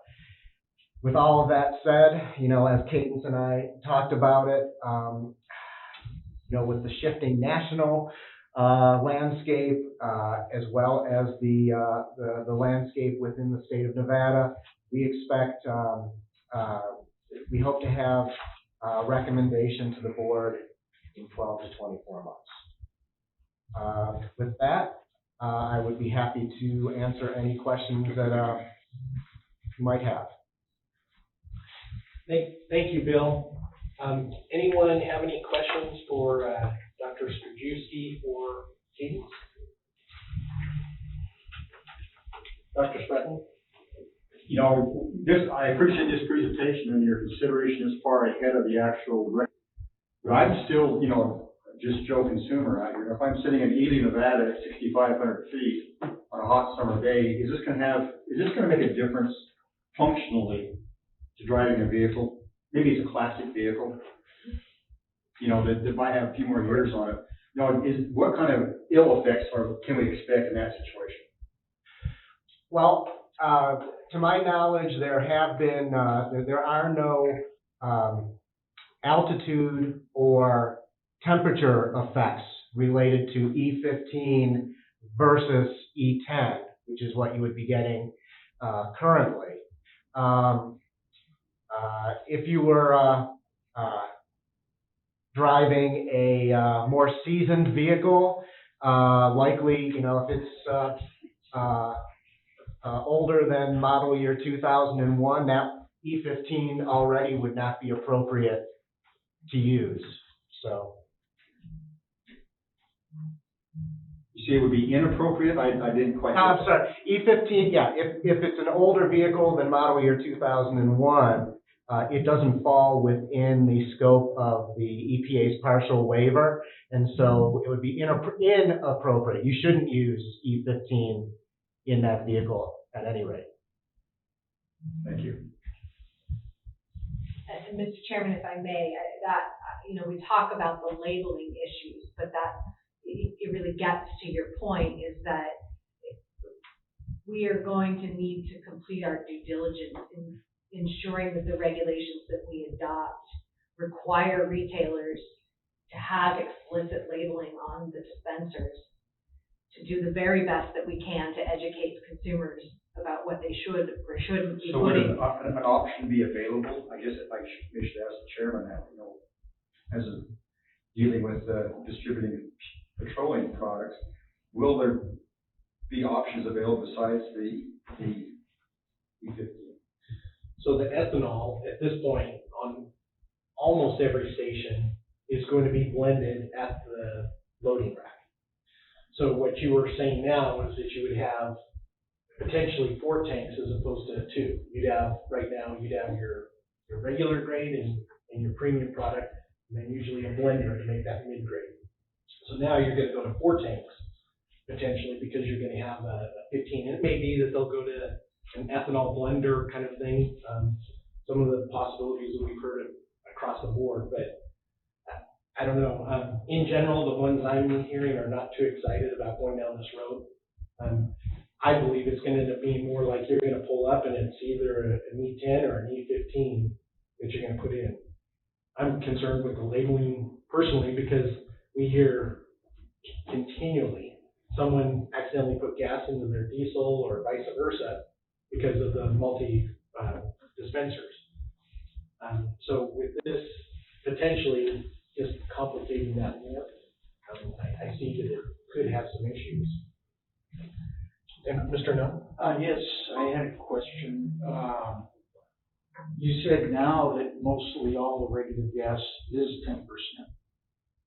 Yes, correct. What is the major differences, pros and cons, against adding an extra 5%? Is it only older vehicles that would be affected? Well, from a hardware sense,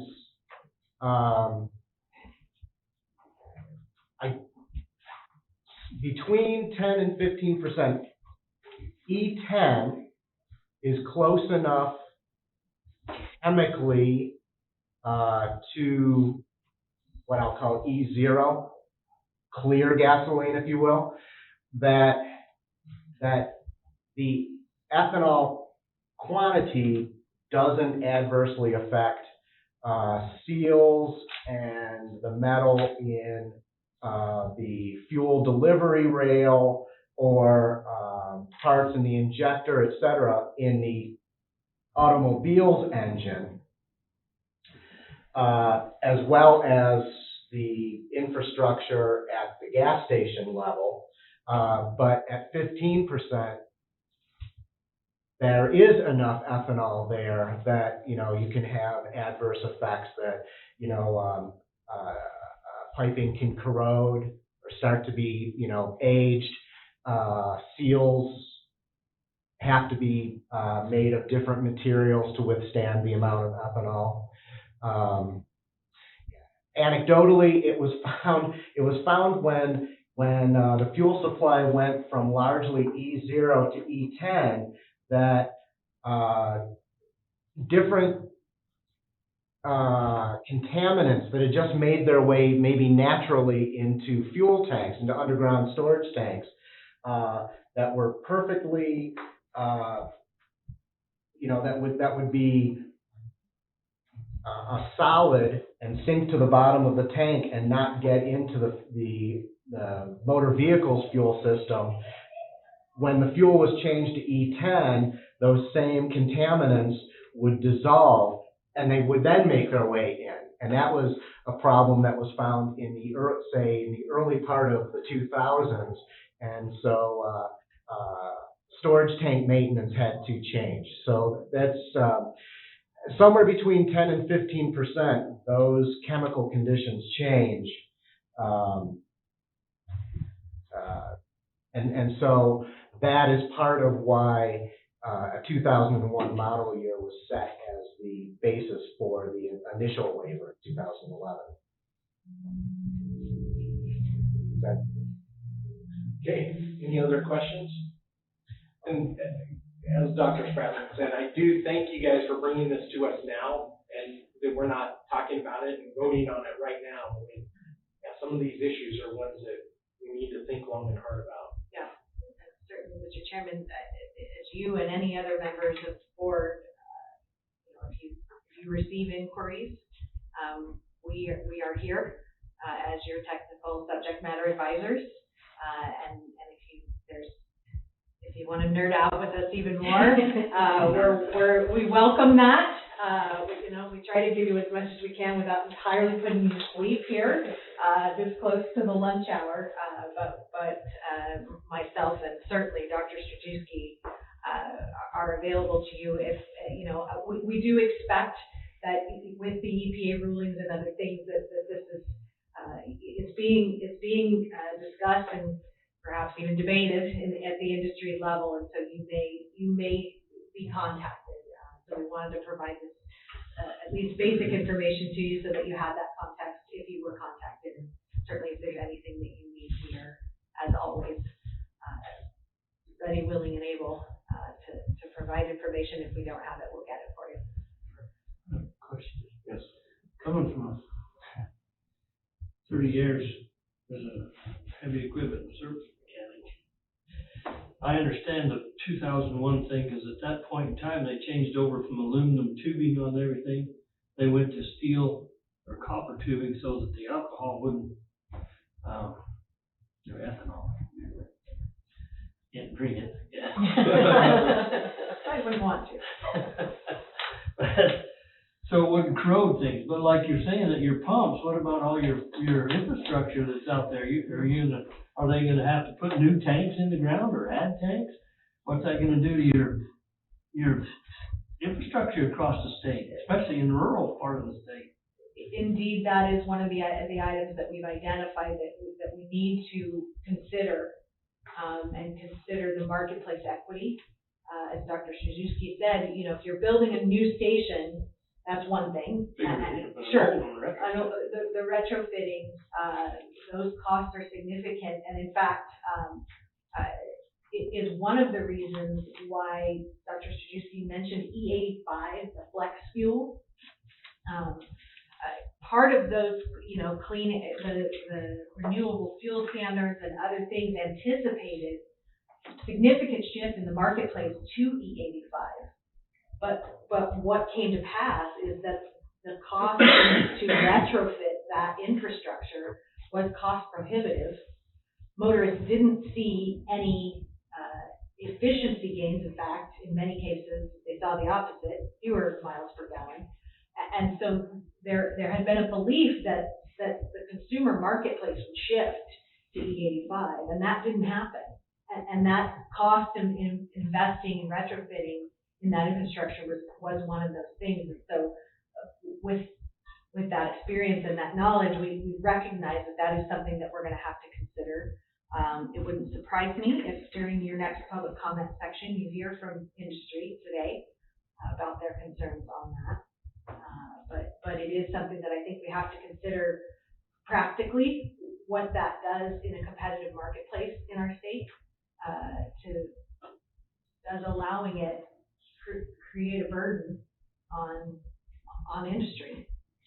One question. A lot of it, I think, has to do with your automotive industry. I mean, alcohol or ethanol, whatever you want to call it, burns hotter, but it also burns slower. Where regular petroleum products don't burn as hot, but they burn quicker and faster. And so somewhere in there's got to be a balance between your automotive industry and like what you're forcing on the public. So they can come together somewhere. Bring your emissions. What your emissions done is tore down the ability of horsepower and compression to try to meet your emissions. And so they brought it up on the other end, and it's like they're butting heads, because you're asking one thing and you're asking the impossible of the industry. Either you got to allow them to come up with the performance on their internal combustion engines, or do something different with the fuels. Indeed, and that, that agreement and acceptance bullet point on one of those last slides there, there's a lot of work to do here, and due diligence that we are engaged in and will continue to engage in to bring you comprehensive information so that when you make a decision, it's an informed decision, that we've had stakeholder input. And it is the reason why we're really kind of telling you now that we think we're a year to two out on this. It's not something that we think we can complete, and that we think that the dialogue and that those issues have been fully vetted and addressed yet, and that's going to take some more time. Hell, I think they ought to go higher performance engines and run straight alcohol. Bring back the stills. Put them out there and raise them. Wow. Mr. No, you could probably answer this way. What is the ethanol content in regular gasoline? That if you go to the pump, right, is it 10%? If you're in Clark County, Washoe County, for sure, it's going to be a 10% ethanol content. Okay, and what is it in premium gasoline? The same maximum of a 10% ethanol content. And kind of behind the scenes of why that took place is most of the refineries that supply to us in Nevada, we don't have our own refineries, or actually a couple two tiny ones, but all of our fuel, or most all of our fuel, comes out of California. And when California adopted the cleaner regulations, it kind of pushed those refineries to do the same thing for a while. I forget how many years. There was a period where they made our fuel and they made theirs. And then it went to a point where they just started making the same fuel. So we're actually using basically California's fuel here in Nevada. So all of the grades of gasoline are at 10% ethanol right now. Correct. They ship it through the pipeline as a non-ethanol product, but they call it a subgrade gasoline. So instead of an 87 octane being shipped through the pipeline like it used to be, now it's an 84.2 or something like that. It comes through the pipeline, then it injects at the loading rack the 10% to go out for delivery into the stations. Mr. Chairman, if I might add, you may see, particularly those in Clark and Washoe County, certain retailers have begun offering ethanol-free gasoline, which, I won't say any particular retailers, but some retailers are indeed offering that. So while there is a maximum set, there is not necessarily a minimum, provided that ethanol-free gasoline still meets all of the other standards that this board has adopted. It can be sold. And so, interestingly, you've got that product coming to market more commonly at the same time that you're talking about potentially also allowing, contemplating allowing additional ethanol. So there is a lot going on in the marketplace right now. All right. Well, thank you very much. I appreciate it. Thank you. Thank you, Bill. Thank you, Bill. We'll move Down to, item 10, animal industry, a board update from the parents. I think maybe. Somebody in Sparks, did Doug show up or? No, not yet. No, right here. Here. Make it right. Welcome, you're up. Come on in. Oh, look at that, you saved me. I was gonna do his board update, but you get to walk right into it. Perfect timing. All right. Good morning. For the record, Doug Travis, Animal Industry Division Administrator. I know you all have copies of this, but I'll kind of highlight some of it, and then if you have any questions, feel free to ask them at the end of it or during. So. And Doug, in Paul's absence, can you speak up? We're having a hard time hearing you. Okay. A little bit. Yeah. All right. How about this? Is this all right? Great. Okay. All right. For our division overview, Animal Industry Division continues with the recruiting process for our agricultural enforcement officers. We still currently have 3 vacancies, one in Elko, one in Ely, and then our lead enforcement officer position here in Sparks. We have received applications and we'll be doing interviews for the Ely Elko position, hopefully later this month, and still awaiting for more applications for the enforcement officer 3 position here.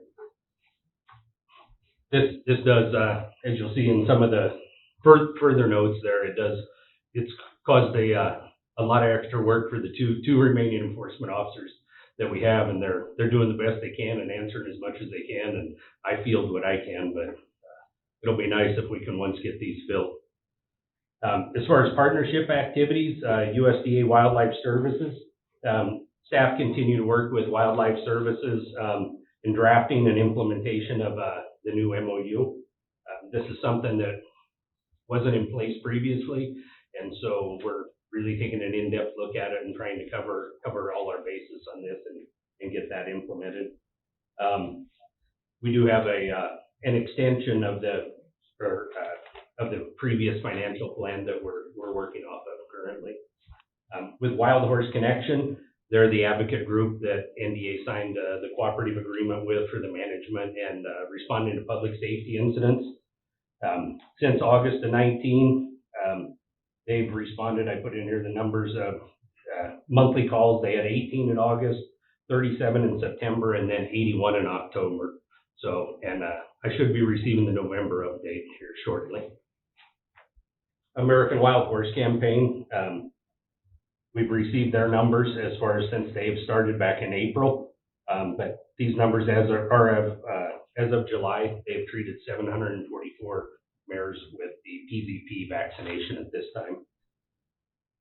For our program updates, commercial feed, we have 99 registered accounts for the 2019 year, and that also just opened this week. It renews every January 1st. So the process is opened online and all the notices were sent out and we're renewing commercial feed accounts currently. Livestock enforcement, and as I spoke to, there's two enforcement officers left. At this time, since July 1, they've completed or in the process of completing 65 investigations, 44 traffic stops, 4 warning citations, 399 phone calls, and 170 hours towards administrative duties, which is basically office and the phone calls and the emails and trying to catch up and keep up with everything. For livestock identification, since July 1st, our staff has completed 5,567 brand inspection certificates, which account for over 167,000 animals inspected currently. There's been, this is the 2020 renewal year for all brand registrations. So there were over 4,600 of those notices sent out. And this time, I think I had a number, but I'm not sure exactly what it is. I think we've probably processed around 1,500 to 2,000 so far this year, and that's all they expire on December 31st. So we still all of this month to continue renewing.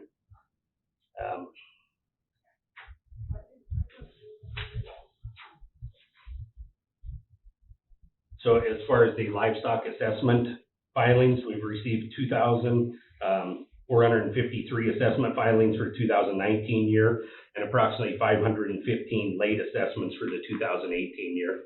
And staff can continue to follow up on that if we get applications for anyone that's paying their 2019. We verify whether they're current on 18 and follow back to that if not. For park, predatory animal and rodent control, in the last quarter, they've provided non-lethal predator recommendations, removal of predators were required a lot across the state. Primary species of animals addressed during this quarter were coyotes,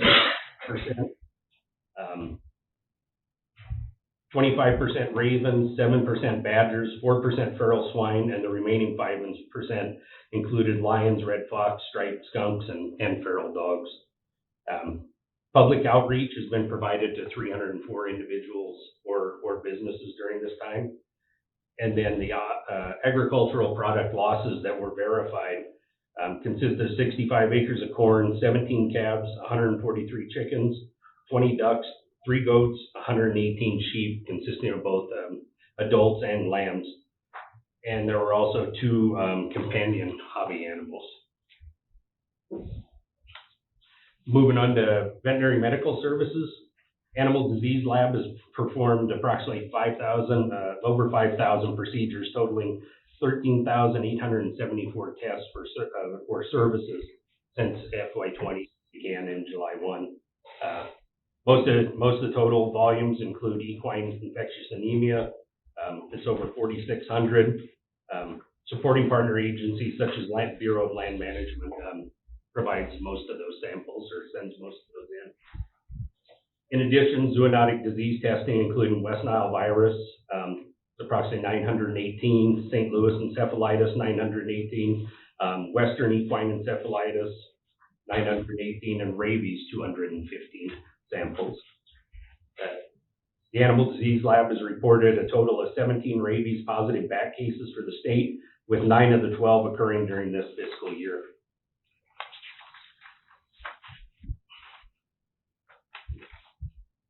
As far as the arbovirus season has pretty much come to an end at this point with our climate change, or the weather, I mean. And so during the 2000 or 2020 year, we've performed testing on 1,030 mosquito pools, totaling 25,848 mosquitoes and 9 birds. Laboratory reported 24 West Nile virus positive mosquito pools and 1 West Nile virus avian case. The Animal Disease Lab continues to see a large amount of our testing submitted to the laboratory from clients located in California and Idaho and Oregon. The lab performed over 1,200 tests from California, Oregon, and Idaho clients, with 14 reported positive and suspect cases out of California. On October 21st, staff received a report of numerous horses located at a Southern Nevada facility. I don't know, a lot of you may have seen that in the news or heard about it, with positive EHV1 cases. The director issued a quarantine on the facility on October 2nd due to the initial reports and the signs and symptoms that were being shown at that time. We later received actual positive tests for EHV1, and the quarantine was reissued 2 separate times after that, because any time we receive a positive case, we have to extend the quarantine for 14 days. So it was reissued 2 more times before finally receiving no more positive cases. And then moving on to our industry impact. So we chose this time to do a little bit on our livestock and farm dealers, brokers, commission agents, buyers. So it's a lot of times during this, I'll give an update on how many licenses we have and things like that. And I just wanted to explain a little bit more about what that is and what the program is. So it falls under the livestock inspection budget. It's located in 4546. It monitors and regulates anyone involved in the buying, selling, or brokering of agricultural products, and they need to be licensed through the Department of Agriculture. exemption to this is if it is their own product that they're selling. If they're raising hay and selling that on their own ranch, that doesn't qualify. But if they're importing hay and then turning around and selling that, then that then moves them to the next step where they need to be licensed as a dealer or a broker or an agent. There's minimum bonding requirements on this, and basically why it's put in place is to protect the buyers of the product, so we don't end up with somebody guaranteeing to sell a load of hay or a load of corn to somebody and not coming through on it yet, taking their money. So at least the dealers or the agents are bonded this way, so they can try and come back on that.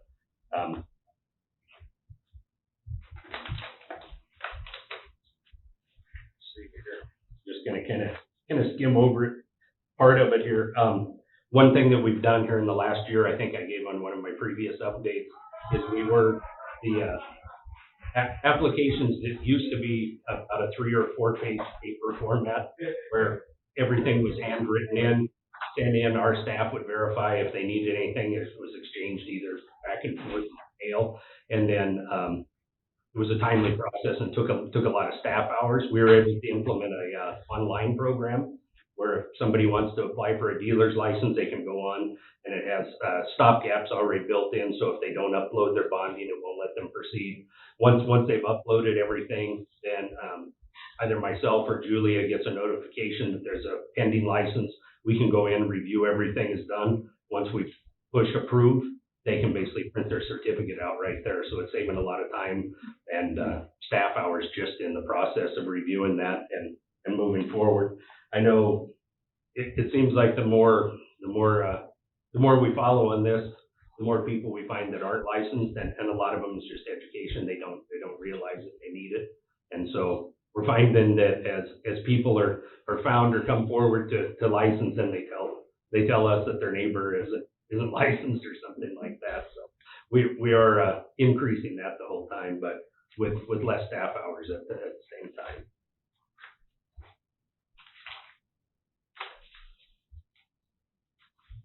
So I think our next section here was an update on the animal disease laboratory, and we have our laboratory supervisor, Laura Morrow, who put together kind of a short slideshow, and she's just going to give you a little bit more of an in-depth look at what the animal disease laboratory does. Right.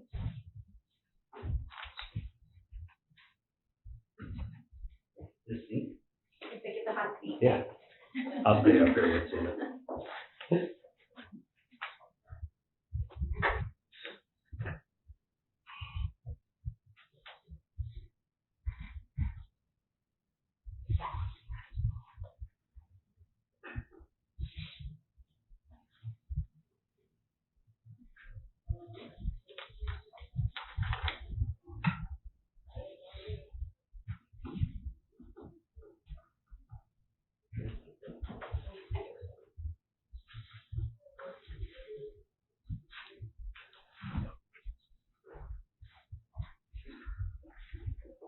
You say it's the last one of the day, it's been running so smoothly.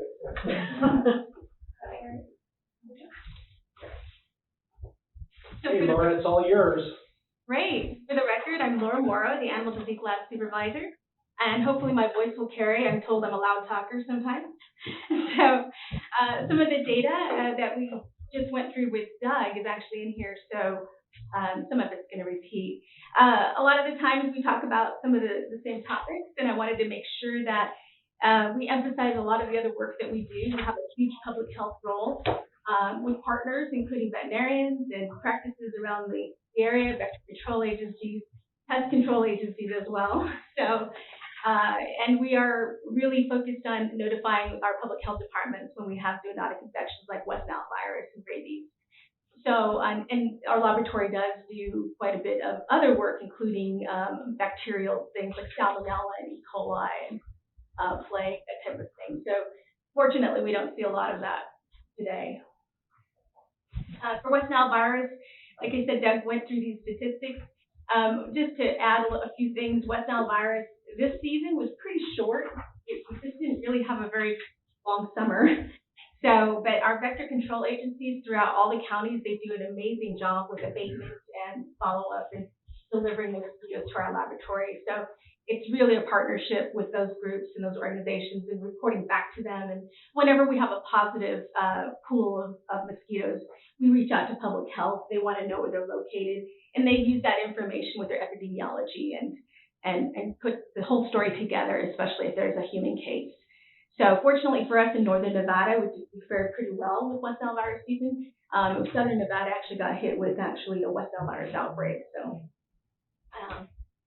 wanted to just highlight a little bit about rabies. That's one of our molecular microbiologists, Patrick, just after he extracted some brain tissue. As Doug mentioned, we did 250 rabies cases since July 2019. July and August seem to be when we peak. We had 17 positive rabies cases. One had human exposure. We had 7 animal exposures, and 9 are none or unknown exposures. And we really haven't seen a canine case in quite a bit of time. It was 2014, and some of you may remember the case. It was a puppy in Carson City. So it was a litter of pups, and it was very see. One of the things I want to emphasize about rabies is that we want to continue to strengthen public education on vaccinating dogs, cats, and ferrets, and provide safe handling instructions for rabies testing. So Sierra and Rebecca have really been my cheerleaders this last year, trying to get me out there in front of the media a little bit more. And I think that education is really important for the community. So we'll probably see more of that in the upcoming year. Oh yeah, and actually the picture at the bottom is what we actually look through the microscope. That's the fluorescence. That apple green is the positive rabies virus. So we talked a little bit about equine infectious anemia already, just to show you those numbers are really high for us. We've done over 4,000 so far, and partnering our partnership agencies, being the BLM. Of course, we do other annual tests as well for the community. And for the record, that second bullet should have read ADL performs AGIV and ELISA or ELISA testing. We are planning to install automation to support ELISA testing. We've received funding to replace a washer that will help us with that process, and we could probably convert some of that BLM testing to ELISA to help us reduce costs associated with labor. And just a few other industry impacts that I want to mention that we're working on. I mentioned the installation, the automation for ELISA testing. We also we received funding, and it's already on order, to install automation to help us with a significant portion of molecular testing for trich and arbovirus. And that part's extraction. There's automation solutions that help with that. So it should help us with workflow. It should help us actually be able to start a run and then have another run going. So we'll be able to be a little bit more efficient. When we do install that automation, we're also going to be looking at the same time performing validation studies on trich pooled testing. We have a lot of work ahead of us before we can say that we're doing that test. So I want to be really cautious about saying that. But we are going to do validation studies, pooling trich pouches of up to 5 samples at a time. And we have a lot to do as far as work on providing a comprehensive plan on the testing, consideration, cost per test when you're doing 1 to 5 when you're pooling. So that this can actually have a huge impact to the industry and improving the industry on costs for doing trich testing and improving workflow overall in the laboratory. So pretty exciting work ahead of us, and I'm looking forward to it. So. And then my final slide before lunch is a quiz.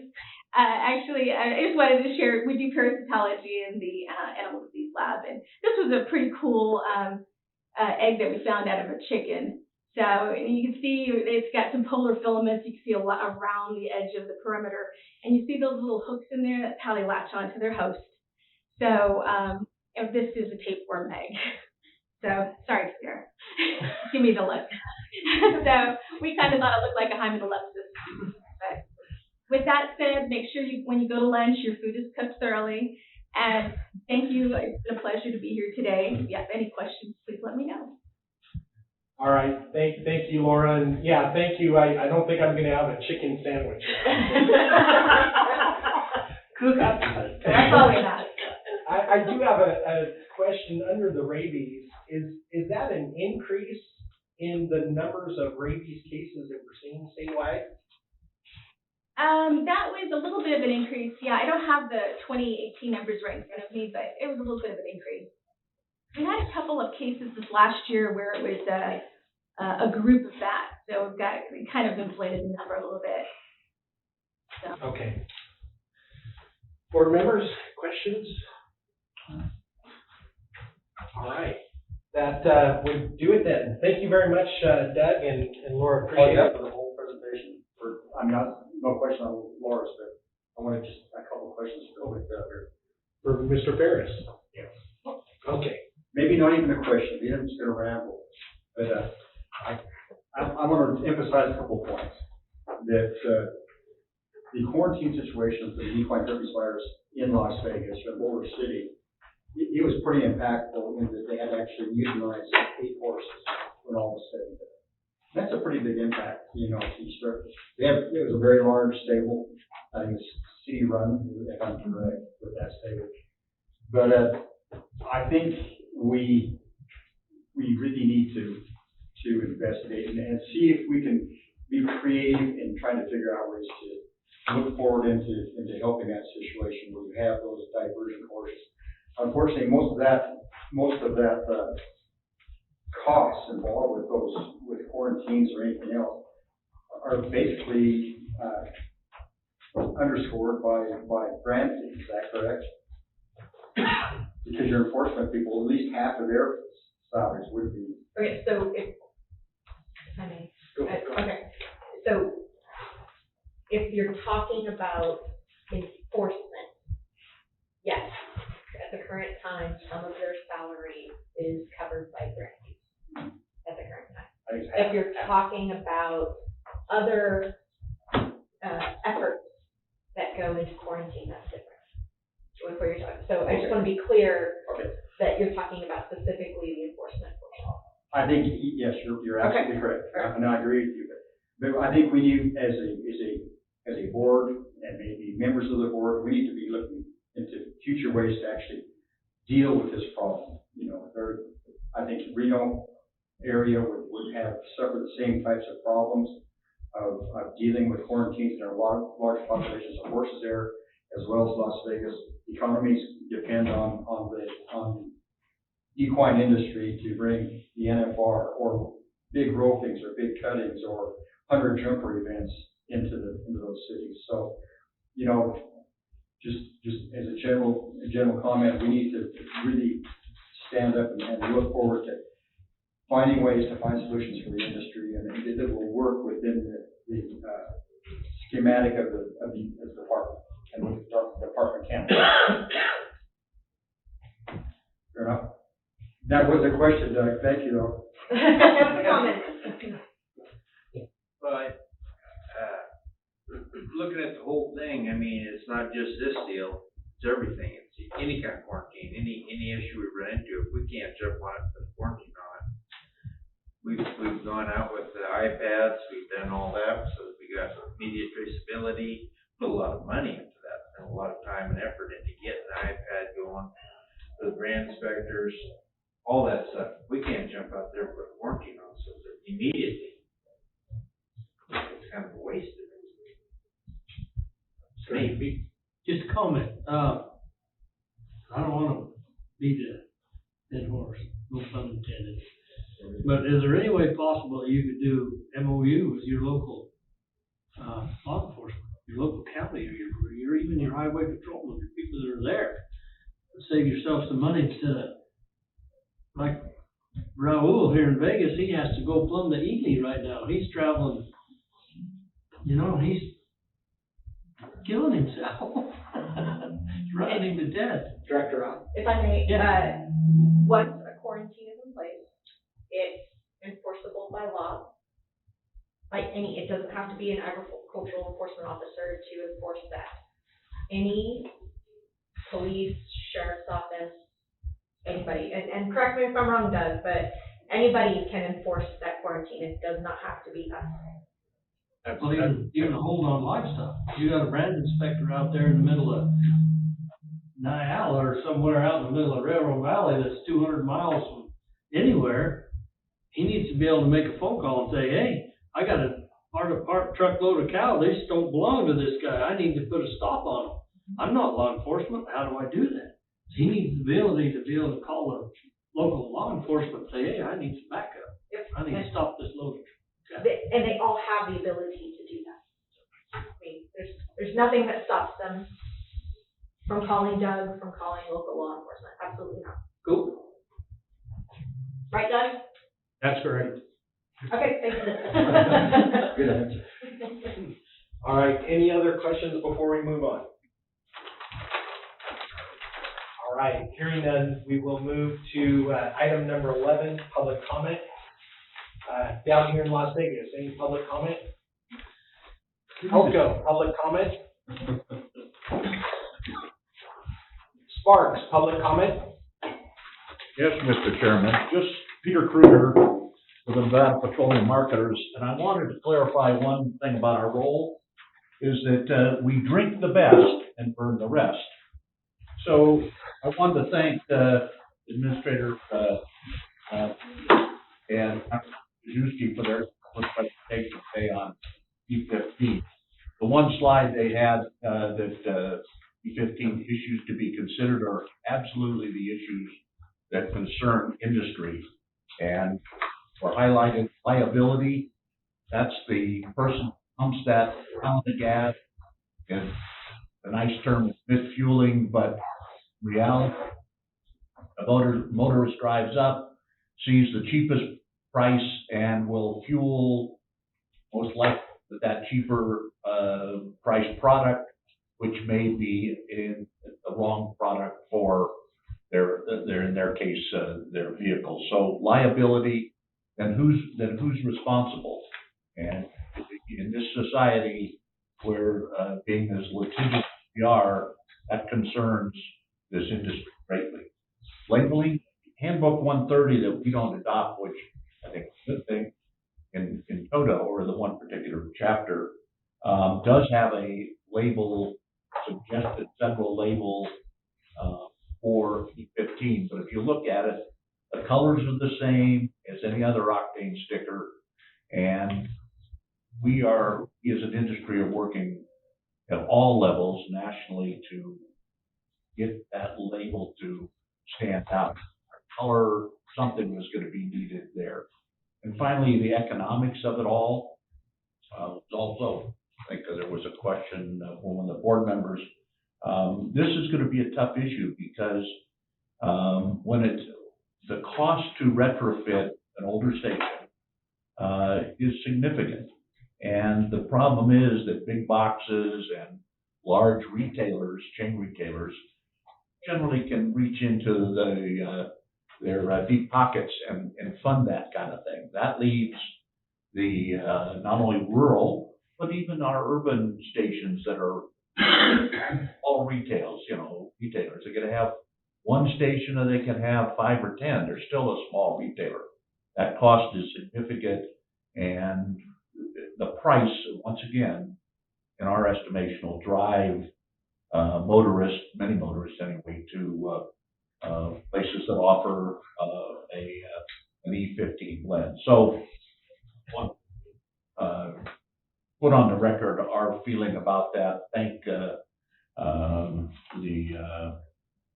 the information that was presented today. And one last thing before we can go to lunch is that I want to thank Director Ott and Administrator Matievich for their involvement when we had fuel shortages. And I don't know, I wasn't at your last board meeting, if that was briefed, but over the Labor Day holiday, we came within hours of Northern Nevada being out of gasoline.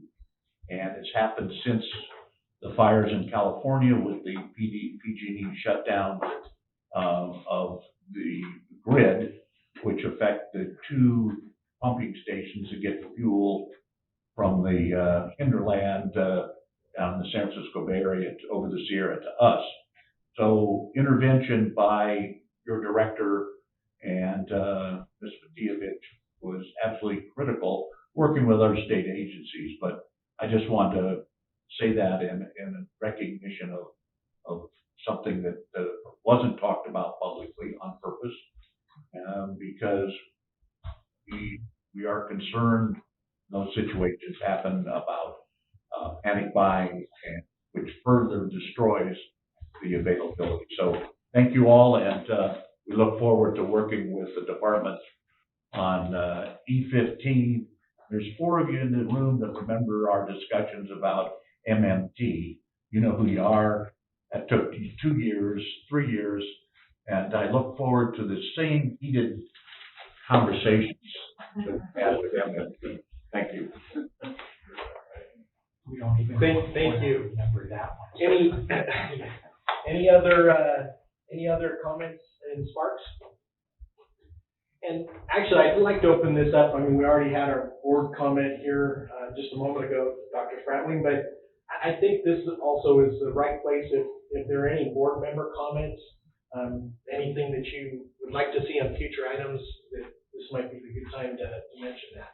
So let me just open it up to board member comments as well. I can't do that. You can discuss future agenda items. Okay. All right. Jim Snyder, it does seem to me we need to be sure to address this, first, the quarantine issue. Okay. Enforcement of the quarantine. Yes, correct, enforcement. And if that's something we can't do. Can't do it myself.